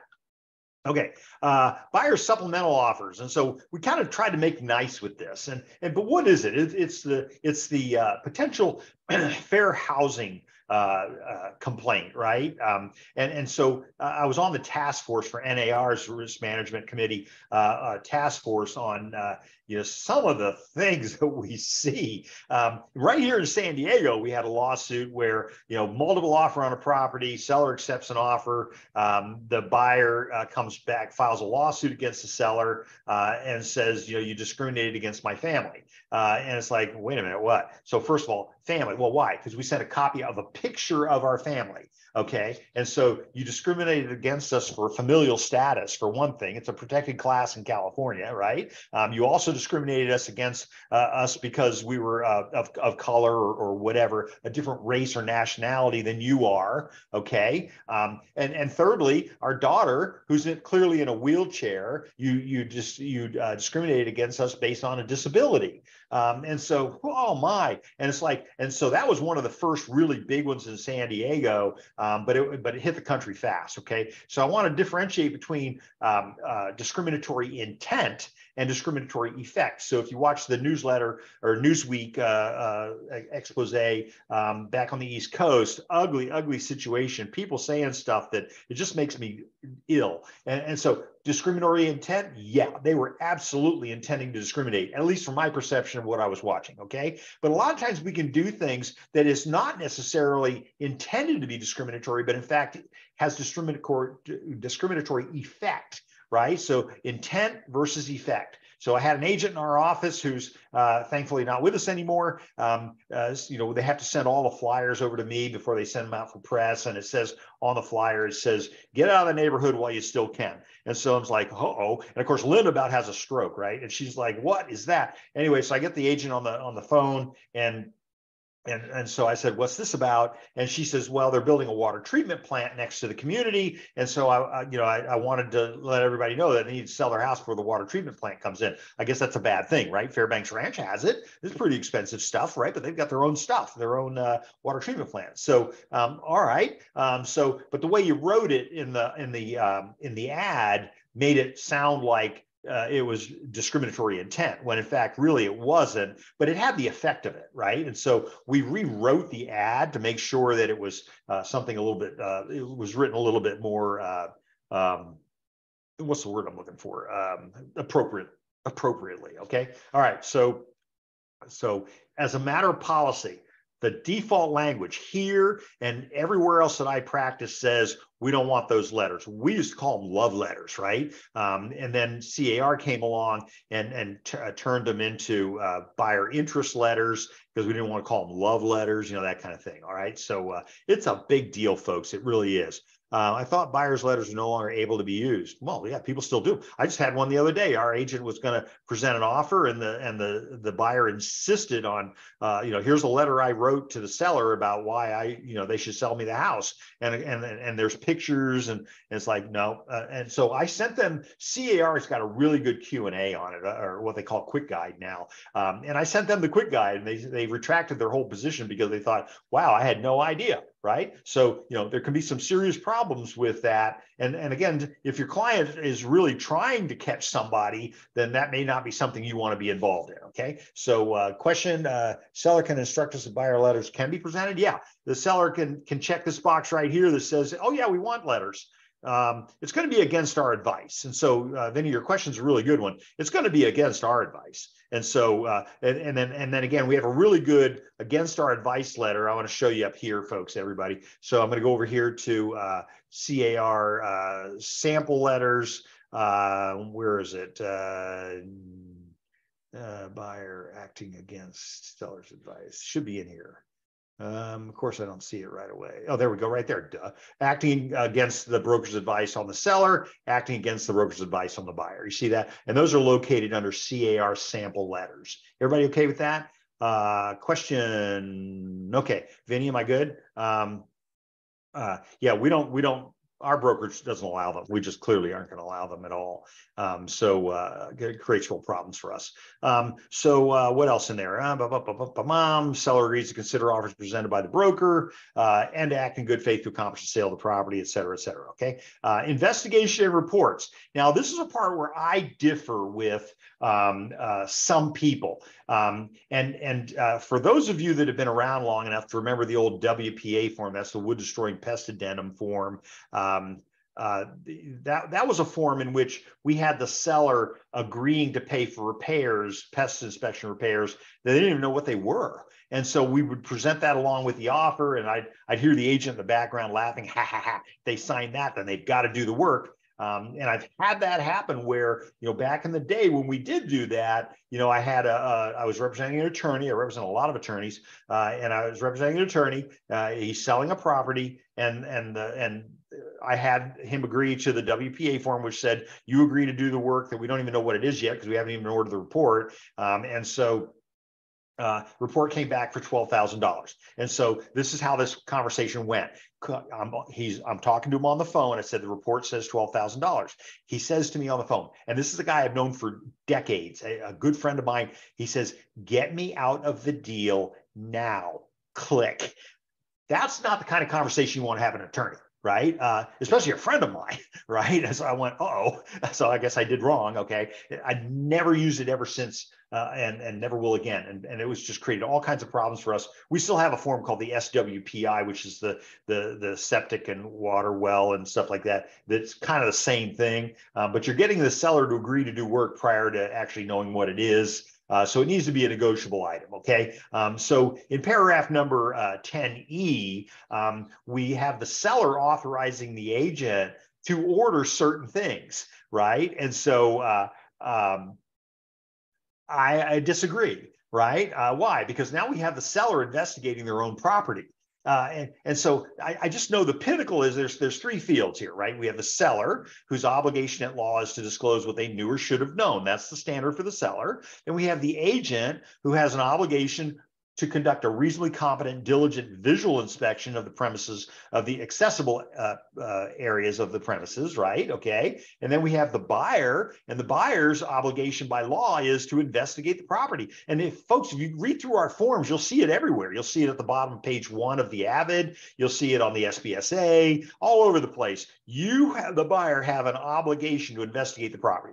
There is nowhere that says the seller has an obligation. So I completely disagree with this. However, you do whatever your broker tells you to do. The other thing, the reason it's in there, by the way, is because when we got rid of that WPA form, Northern California, which is just so used to ordering, pest inspections, not a termite inspection, by the way, there's no such thing, right? It's a pest inspection, wood destroying organism inspection.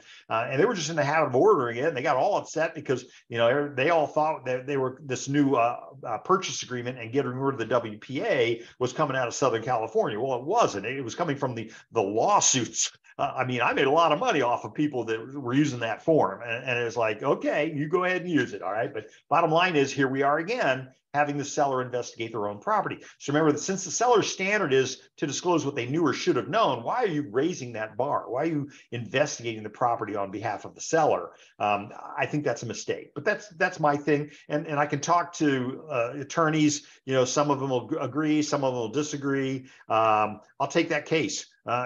It's a good one. Vinny, so if you disagree, does that mean you wouldn't have seller check any of these items? Absolutely. Absolutely. I'm not going to do the buyer's investigation. Now, the seller can order the HOA docs. Your question's a good one, right? The seller can order those. Why? Who orders the HOA docs? Well, the escrow company. Why? Because they have to be certified copies normally, right? The lender wants certified copies. We want the buyer. We want to make sure that the buyer gets the whole package. How many times have I had it where the seller said, oh, I bought the house a year ago. Here, we'll just use the ones I got a year ago. Well, you're not going to give them the most recent 12 months minutes of meetings and things like that, where they talk about the new construction that's going to go on or the litigation or stuff like that. So I think you need to have escrow order it. Plus, our escrows tend to be faster now. And I think sometimes you got to pay for a rush, but I'm clearly not going to order them on behalf of anybody because the copies I get are not going to be certified copies, right? They're just going to be essentially hearsay, right? Okay. Everybody good with that? All right. and then again in paragraph number F, we talk about indemnifying, defending, and holding us harmless. But I think the problem has already been created at that point. So I disagree with having him. And again, C.A.R doesn't have a position either way on this. C.A.R's position is you wanted us to put it in the contract, so we did, just so, because otherwise other parts of the state are creating their own contracts. San Francisco does. They create their own contracts. I know the people that create them, and they're pretty bright people, but their situation is so unique that sometimes some of that stuff has to happen. So just is what it is. Okay, again, do what your broker tells you to do. If your broker has a specific form or a requirement, make sure you're following your broker's advice. There's a reason why your broker is having you do that. Okay. All right, deposit. This is the paragraph, by the way, on the state exam. It asks, what document authorizes the seller's agent to receive deposits on behalf of the seller, and that's paragraph number 11. Okay, it's on state exam. So for those of you upgrading to broker, be prepared, it's coming. Agency relationships, once again, possible dual agency. Again, we're going to have that PRBS form, and here it is down here. Potentially competing buyers and sellers. Remember that you have to have their permission to represent both sides of the transaction. So we tend to get that up front. When we're writing the offer, we have the PRBS. When we take the listing, we have the PRBS, because we want to get that permission up front. In other states, whether you get it up front or not, you've got to get it again when it actually occurs. So I don't know when I take the listing whether I'm going to have single or dual agency, okay? And again, remember, I must have confirmation. So you must disclose the concept of agency, but then you must confirm agency. And that happens on paragraph 2 of the purchase agreement, okay? All right, termination of relationship. This is something a lot of people aren't aware of, and it's kind of interesting because I get that phone call from people that says, the seller's agent is soliciting my buyer, and it's like, did it close? And if you read the paragraph, if it's completion of the transaction, there is no agency relationship anymore. That's been terminated, right? So it's wrong for you to say you still have a client because they've already closed the deal. And so, yeah, the seller's agent can solicit not your client, your previous client, your former client, right? But they have a right to do that because they are not your client, okay? And remember, since you've terminated agency, any dialogue you have with that seller with that buyer could constitute legal advice, okay? And so again, check with your broker. As I always say, we love our broker. We want to take good care of our broker. I know I'm tasked with protecting Linda. I'm not going to let anything happen to Linda. So you need to take good care of your broker. Okay, security insurance showings, audios and videos, things like that. And again, take my house off of the internet. I bought it a year ago. I don't know. But the other thing that happens is, your buyer, you need to tell the seller, if you've got recording devices in the property, I would probably be providing some kind of a notice. So we do have a form. That's the PVOH. That's the property visit and open house form. I have that in all of our listings so that when you go, it says there's a document over here, take a look at the document, and I want the buyer to sign that because I want the buyer to be aware the seller could have listing devices in the house. We've got lawsuits on that where the seller's eavesdropping in on the conversation between the buyer and the buyer's agent. And so we want to be fair to the buyer. I mean, I don't know anybody that thinks, now in Linda's house, there's no recording devices. There's nothing. There is Google Nest and Google Hub and all that. So yeah, she can listen in on things. So just assume that there's listening devices. If I'm going to have a conversation with my client about negotiating an offer, I'm going to probably do it out in the car, right? Or if I can get the old Get Smart dome of silence, right? Something like that, so that nobody else can hear the conversation. Some of you, hopefully that's pretty funny. Actually, have you ever seen Get Smart with the original with Don Adams? Okay, anyway, photographs and internet advertising again is interesting because we have the seller agree by default that we can take pictures and we can have other people come in and take pictures, stuff like that. By the way, this does not permit that real estate agent who's showing the property, who's not the listing agent, the seller's agent, wandering around. We're getting these right now. The Department of Real Estate's going after these people where they're going around and they're videotaping the inside of the property and then putting them on their public-facing website and advertising it as if it was their listing. So nothing, permission granted by these people or those people or anything like that. And the DRE is going after these people because it's creating a false advertising, a false intent of that there would be actually a listing on the property. And so, boy, it creates real problems for those. I wouldn't want to have those problems. So anyway, the DRE is looking at into those. It's a hot button for them. But agents are doing it. I'll never forget Veronica making a comment in one of our meetings. She says, you posted it on Facebook. It's public facing. We don't need a warrant. It's a public facing thing. And they do. They look at your social media to see that, is your DRE number on there? You're advertising a property for sale on your Facebook account. Is your DRE number on there? It has to be either there or within one click. Okay. So watch out for this stuff, people. And again, if you have questions on this, let me know. I find that C.A.R. has done so many good things, but then it gets buried. So if you need help, I'm happy to help you. Key safe lockbox addendum. So now you know that there's a separate form called the KLA, and that's the key safe lockbox addendum. You don't need it unless you have a tenant in the property normally. Okay, so here's your permission. Paragraph number 15 is your permission, and you must by law have permission from the seller to put a lockbox on the property. Okay, if you don't have permission, then you may not put a lockbox on the property. Okay, it's a law. All right, so down here, seller does not authorize the broker to install a lock. So the default language says, go ahead and put the lockbox. So when the seller signs this agreement, they're authorizing you to put a lockbox on the property. Okay. All right. Now, again, the KLA form, which is a separate form, is the form we normally use whenever we have a tenant or someone other than the seller. And I like the fact that we have changed our language in our purchase agreements to affect that. But it's either going to be a tenant or the seller. And in this case, in that scenario, no, it's either the tenant or someone other than the seller. Does that make sense? And that's what our purchase agreements have spun that way now as well. And more power to them. Anybody have any questions about any of that?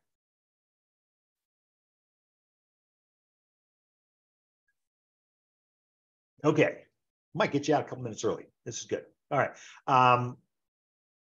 Again, tenant occupied property. I just went through this whole explanation. I apologize. I should have just skipped it up. So if seller does not occupy the property, so the seller doesn't, so that means the tenant or anyone other than the seller, you've got to have written permission to put the lockbox on there. So if you got a tenant in there, and I've had agents say, I'm going to strong arm, I'm going to go ahead and put the lockbox on there anyway. I've already got permission from the seller. Seller owns the house.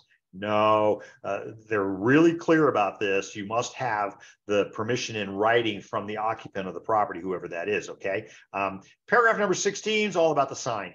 The default language says put up a sign. If the seller doesn't want to sign, they check the box, says I don't want to sign. Okay. If the seller checks the box, says I don't want to sign, do not put up a sign. Okay. They give you instructions not to put up a sign. Excuse me. All right, paragraph number 17, equal housing opportunity. Paragraph number 18, attorney's fees. I want to call your attention to this. Each responsible for paying their own attorney's fees and costs. And this is a departure from what it used to say. It used to say the prevailing party shall be entitled to fees. And again, remember, this is the listing agreement, right? Okay, so now it says that if we get into a confrontation between the seller and the broker, each is going to pay their own attorney's fees. So that the idea that C.A.R. legal has is that we're going to take away the incentive to hire these really big attorneys, very expensive attorneys, and then recover our fees. So that's the provision in the contract. You're seeing that happen in almost all of our contracts. In fact, a lease agreement now, the limit on a lease agreement between the landlord and the tenant, or the housing provider and the tenant, is $1,000. So, we're really trying to discourage litigation. That's what we're trying to do. Okay. Which is very upsetting for me, of course, because I love litigation, because that's where I make some pretty good money on that. Okay. All right. So, but again, folks, I always tell you, and I joke about it, but it's not really funny. You get involved in litigation, and you're never the winner. Even if you win, you're never the winner. It's expensive. It is so stressful. As a really good agent out of North County, I won't mention his name, but he got involved. The buyer he probably wrote 60 offers for this buyer. Buyer buys a property and then sues him. They were from San Francisco. They sue him because they say they overpaid for the property. The judge issued a gag order against this couple, that they weren't allowed to discuss with anybody, the fact that they were in litigation. They were on Good Morning America the next day. Okay, so forget the gag order. right? And so, I don't know, were there penalties for that? I hope so. But ultimately, the broker won the case. But in the words of the agent, and I have a lot of respect for him, and he came back and he said, I just wish I could get 2 years of my life back. And you need to remember that. So we need to avoid this at all costs. I was in deposition the other day, and the attorney said, how many times have you been a party to a lawsuit? And I had to think about it for a second, because I'm in court a lot. I go, wow, I never have been. He goes, you've never been sued? I go, no, I've never been sued. I've never. So how do you do that? How do you go 44 years without getting sued? I don't know. Maybe I get sued tonight. I don't know. Right. But how do you go that far? Usually somebody's unhappy and you stop talking to them. So if somebody's unhappy with myself or one of Linda's agents, then I'm going to carry on a dialogue with them. Right. I'm going to talk to them. You never want to go silent. You go silent, they start talking to lawyers. Okay. All right. Additional terms. So if you're taking a listing using the traditional listing form, and it's an REO, so it's a real estate owned, then you check this box. Short sale. If the property is short, that means that the equity of the property is exceeded by the encumbrances against it, essentially, right? So it's going to have to sell short. So we need the short sale information advisory. Is it a trust advisory? I'm almost to the point where I just have this box checked automatically in our template, because probably half the transactions, half the listings you take are going to be in a trust, right? And there's a lot of different ways. Remember, trusts are not TDS exempt, by the way. Very, very limited exposure to where the trust could be exempt. Take a look at C.A.R.'s quick guide on that as well. And then finally, seller intends to include a contingency to purchase or replacement property. I think you should probably check that box, because you don't want your seller to be homeless, right? Your seller, they accept the buyer's offer, but they've written an offer on another property that they want to buy when this one closes, and then somehow that one isn't going to close. Then now this buyer says, I'm coming, we're moving in. And so the seller's like, well, wait a minute, how come you're not protecting me, Mr. Seller's agent? Why aren't you protecting me by having a clause that says that, subject to me being able to close another transaction? So that's going to be my SPRP form, and that's the seller's purchase of replacement property. Okay, everybody good? And then we have language in here. It's the seller's desire that all offers be presented through the seller's broker. And I only put that in there. We don't do that. I mean, we want you to present the offer in person. We want that. Everybody understand what I'm saying? That, how much fun is that? I mean, I love sitting down with the buyer's agent, and I got the seller at the table. I've had buyers at the table as well, not frequently, but boy, there you get an opportunity to apply your trade, right? This is your sales thing. Now, again, I am going to be present during that conversation, whether it's live at the table or whether it's on the internet, whatever. I'm going to be present because I'm entitled, because I am the broker. Okay, so the buyer's agent may not just indiscriminately go out and just start knocking on people's doors and saying, I have an offer here for your listing. It's like, there's a number of issues in that. And so for those of you who teach, like myself, teach the code of ethics, there's a number of issues with that. Okay. So I guess the rest of the language didn't show. Oh yeah, here. So it also says that the offer be accompanied by a letter by the lender, by the way, stating that the lender has verified the source of funds sufficient for the down payment and the closing costs, right? Because I don't want that in my file. I don't want their social security number in my file. I don't want any of that in my file. Everybody good? That's just, what do you call that? Identity theft, things like that. It's just not worth it. Okay. Now here's a little paragraph, number 20, management approval. A lot of people aren't even aware that's there. And so it says that the broker or the manager has the right to cancel the agreement in writing. So this is notice to the seller, and by the way, to the agent, within 5 days after its execution. So the DRE requires that you get a copy of anything material to the transaction to the broker within 3 days. We used to say 72 hours. Now we say 3 days. Okay, do it in terms of days.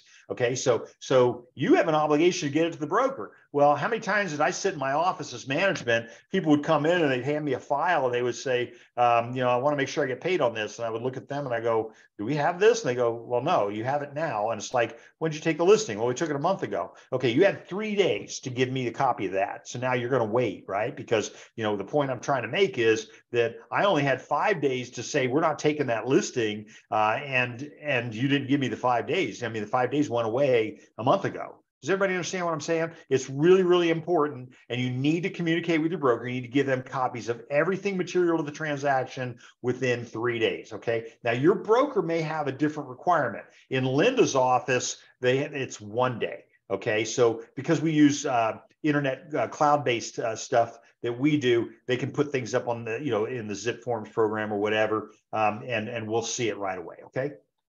So they don't necessarily need even the 24 hours, but you must get stuff to your broker within the time period designated in your agreement with your broker, or within the 72 hours of the 3 days allowed by the Department of Real Estate, so that the broker has the right to look at that and decide if they want to move forward.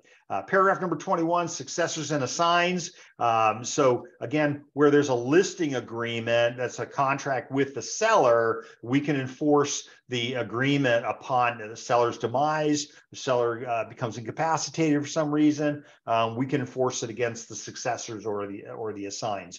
On the flip side of things, by the way, and it just came up, the buyer writes an offer on the property, and the seller passes before acceptance, no contract, right? Because you can't, the seller didn't accept the contract, right? Or the buyer passes before the seller accepts the contract, there's no contract. Okay. But then after it comes together, then now we've got everybody, we maybe have an action against the people that are tasked with deciding afterwards. Okay. All right. That being said, dispute resolution. So mediation by default, always. All of our forms in California and the California Association all say everybody agrees to mediate first. The bottom line is, if you proceed forward with a lawsuit without, other than to file a lis pendens to toll the statute, right, and you proceed forward, then you don't get, you're probably not going to get your attorney's fees. Okay, so again, you refuse to mediate after a request has been made, then that party shall not be entitled to recover attorney's fees, even if they would otherwise have been so. And I can tell you, I've seen some ugly spins on that. So mediation first. And then we have additional mediation terms. Obviously, you can't require a court to mediate. They're the court, right? Judicial or non-judicial foreclosure. California, we do non-judicial foreclosures, unlawful detainers, mechanics liens, stuff like that. Okay. Then we have paragraph number 22C, which talks about the arbitration advisory. So so for those of you who were wondering, where did that arbitration clause go? Well, what was happening was, in all of the employment agreements, right, the brokers were saying, not all the brokers, but the brokers were saying, we ended up required to arbitrate because our agent had the parties initial the boxes, but we don't want to arbitrate. We want to go to court, right? And I kind of agree. And think about it this way. I'm really good in front of a jury of my, not my peers, but in front of a jury of 14, right? I'm really good in front of a jury. But the broker loses that ability when it goes to an arbitrator, because now you have one person making the decision, and oh, by the way, that decision is not appealable. Okay, so we want to be careful. So if your broker says, yes, I want to arbitrate, then use the ARB form, but the default language says, no, we're going to court. Okay, like I said, I like going to court, but again, good things happen for me. I don't know why. Okay, all right. Entire agreement. So this is the entire agreement. There's no parole evidence, stuff like that. Everything is right here. And so if the seller has anything in particular that they're really, really concerned about, they need to put it in this agreement. Okay. All right. We have counterparts, where as long as the seller and the broker sign the same, they don't have to be on the same piece of paper. They can be, as long as I can hold them up to the light, the law calls it the light test. Hold it up to the light, and they're both identical documents, and it doesn't matter if they both sign the same page, but I have their signatures on their own separate pages that are identical. Okay. All right. Ownership, title, and authority. Now, this is important because remember that, we've asked the seller to assure us that they're the owner of the property and nobody else has title to the property. So did they sell it to somebody else, and now they're selling, now we're selling it again, because it wasn't recorded, right? Or somebody else has a say-so in the sale of the property. So for example, mom gave you $50,000 to purchase the place. She has a say in the ultimate sale of the property. Okay, so you need to make sure the seller, you need to ask these questions. And this is why we call this the ultimate listing agreement, because now we've drilled into this, right? And so now that you need to ask a lot of questions, not just send the form over to the seller and say, here, sign it. If you have any questions, call me. That is such a bad defense, right? So, here's the form, let's go over it. And so I'm going to put it on the internet, the cloud, right? So I'm going to, I'm not really, I know we're using Zoom. I'm not crazy about Zoom. I did a presentation for the Department of Real Estate. They won't use Zoom because it's not secure. And actually I'm the one at risk, right? Because I'm the one doing the presentation, and that's the one that usually gets hacked. But I like Google Meet, Microsoft Teams, stuff like that. So just be aware of that, okay? But I do like to get the owner of the property on. I want to go through the forms. And by the way, my listing appointment is never less than 3 hours, right? So I'm going to go over everything. And the very last document I'm going to have the seller sign or approve of is going to be the listing agreement, right? Because that's the first document they want to talk about. So I'm always going to make that the last document. I'm going to have to sign all the disclosures, for the TDSs and all that kind of stuff. I have a listing right now. One of Linda's agents has a listing right now where they signed the listing agreement so that they could get it in the MLS right away. But now they're refusing to sign any of the disclosures. There's like 8 packages of disclosures. And I know I'm not going to get them, right? Because they don't want to waste their time if it's not going to sell. But at the end of the day, I want to make sure I got all the disclosures signed by the seller, because when the offer comes in, I want to send all those disclosures over with the counter offer, and thereby defeating, in most cases, the buyer's right to rescind the contract, right? Okay. All right. Legally authorized signer. So remember what I said earlier, I have natural persons, I have non-natural persons. So in this case, I am a natural person, I'm the legally authorized signer. And again, it says right in here, the legally authorized signer represents the entity for which the person is acting already exists. Not I'm going to create the corporation, right? And is in good standing to do business in California, and shall deliver to the broker within 3 days after execution of the agreement evidence of authority to act. And if you remember your purchase agreement, it says the same thing, 3 days. So I want the buyer to give me their proof within 3 days, and I'm going to give them the seller's proof that they are authorized to sign off on that behalf of that non-natural person. And so again, now I have my entity sellers. So if other than the person, the seller, right? I always tell this story. I had a property. I wrote an offer on a property, and it was in the MLS. And I get the contract back from the seller's agent, signed only by the seller. Now, again, I had looked it up on, in the property profile and all that, and it's clearly a couple that owns this property. And so I get it back with the seller. Mr. Seller, and buyer starts to act on it, orders inspection, starts doing things. And I'm constantly asking the seller's agent, can I get a copy of the contract with the other seller on it? And so finally they fessed up and they said, we don't have it. And I'm like, uh-oh, well, guess what? You're paying me a commission, right? Because you put it in the MLS. And remember, the rule in the MLS says all of the necessary signatures. So you're either paying me or you need to get that other seller's signature. Does that make sense, everybody? It's really, really important. So needless to say, the most positive outcome for them was that they got the Mrs. Seller to sign the contract. Didn't sign the listing agreement, but signed the contract, right? And so, in a lot of cases, Mrs. Seller is not aware the house is for sale. And so we call that a marital restructuring.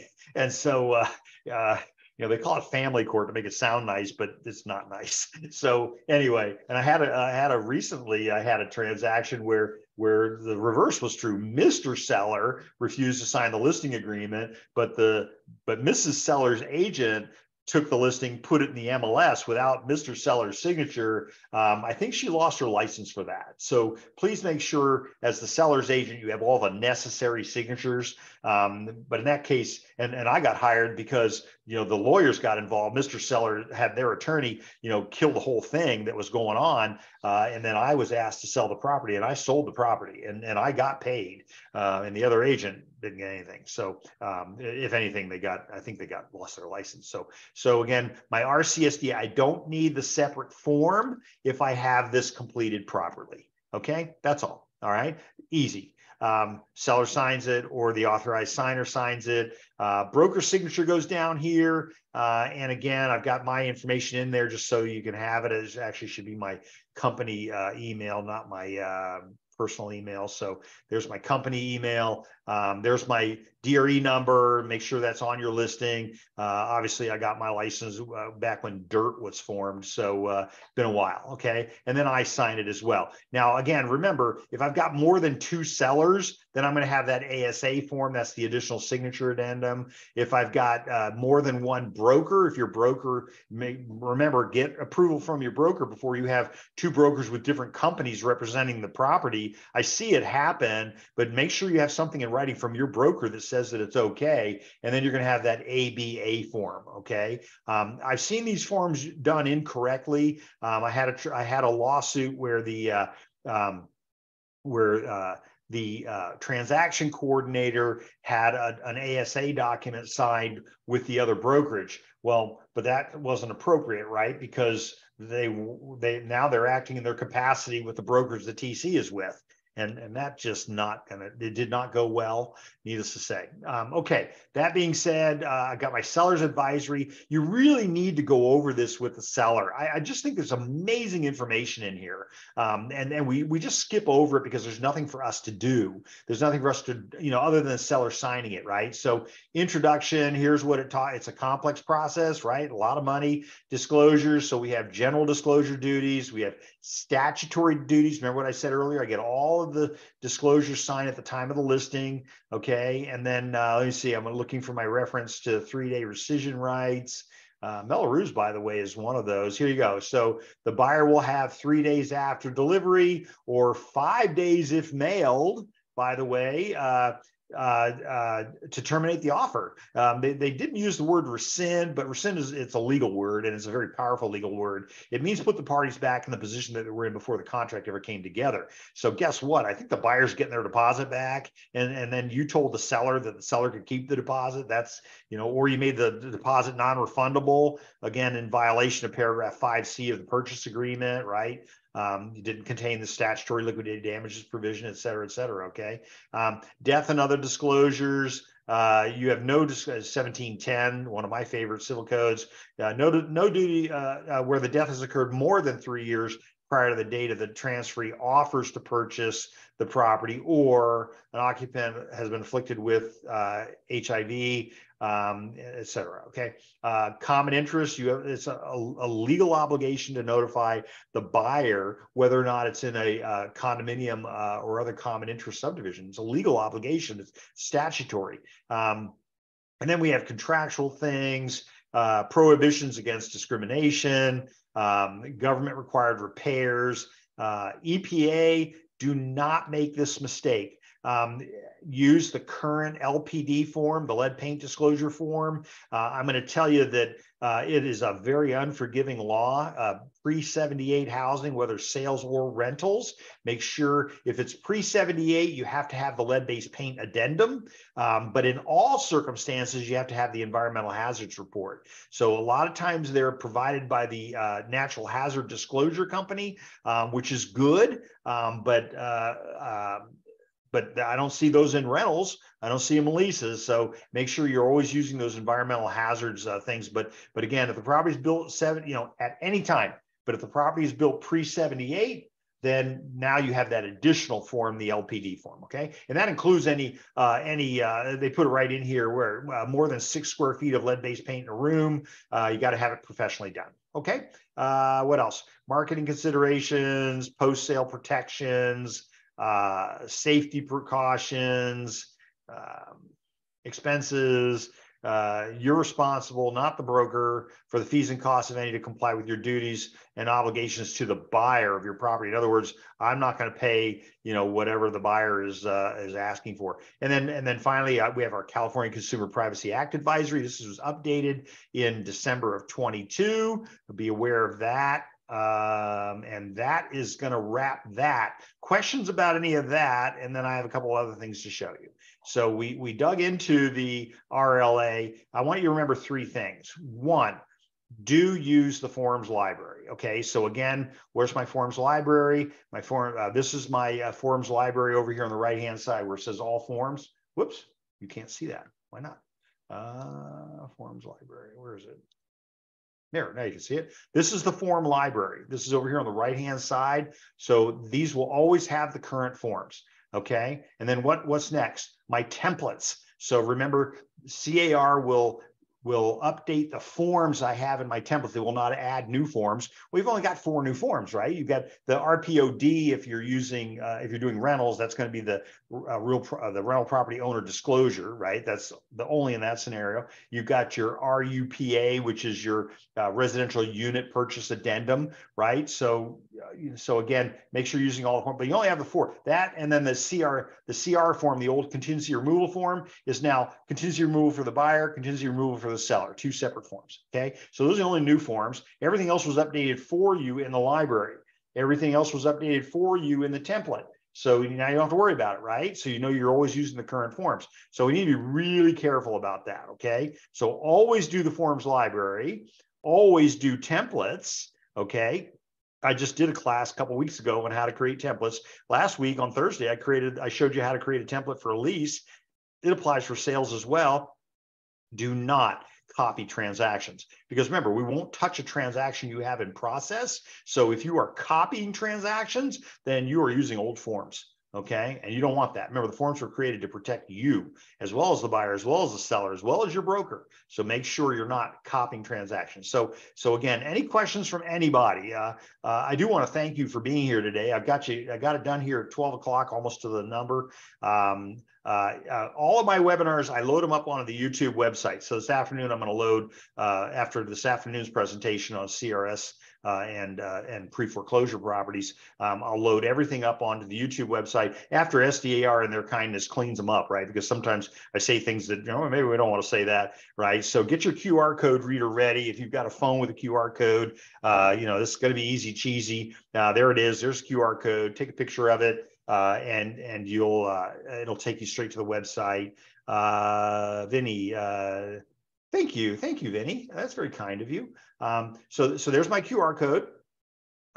If you want to look at you can also go to @Burke Real Estate Consultants Inc. and that'll take you there as well. And again, I do that because uppercase B, uppercase R, uppercase E. This is how you should be doing your email addresses, how you should be doing your websites, so that people know what they're reading. And then there's also a bit.ly link. I learned how to do all this stuff a month and a half ago. There's the bit.ly link. I have to do all these because the DRE requires that when we start teaching the RPA, for example, and then the BRBC is coming, and then I have to give you the forms so that you can sign up for the class. And that's where these are going to be. They're going to be on this website. Okay. All right. Case is important. So these are all lowercase. Please remember to like and subscribe. And why? I don't get points for you liking something. But when you subscribe, it will update you every time I load a new video. Okay, so subscribing is a good idea. I've had a lot of people subscribe, which is really kind, but really it's more for your benefit. And that is so that you know when I've added something to it.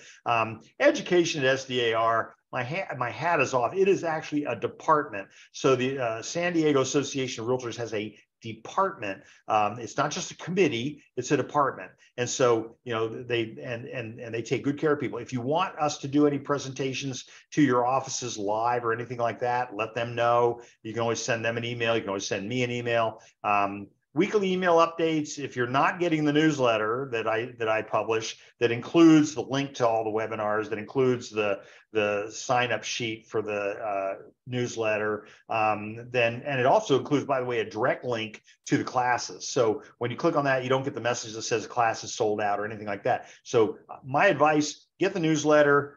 Please don't unsubscribe. If you don't want to get it anymore, send me an email and I'll take you off of it. I'm okay with it. But the unsubscribe thing creates all kinds of problems. I've had a couple people who accidentally unsubscribed. I don't know how you do that, because there's like 2 or 3 steps you have to go through. But once you unsubscribe, now we got to go through hoops to get you back in again. So that being said, that's all I have for the moment. I'll be back at 2 o'clock and we'll be talking about CRS tax data and how to find those pre-foreclosure properties. So thank you everybody for being here today. I very much appreciate the value of your time. I'm going to let you scooch. I hope you have a great lunch, and we'll chat with you later. As we say from my hometown of Del Mar, I look forward to seeing you around the track. Take care, everybody. Bye-bye for now.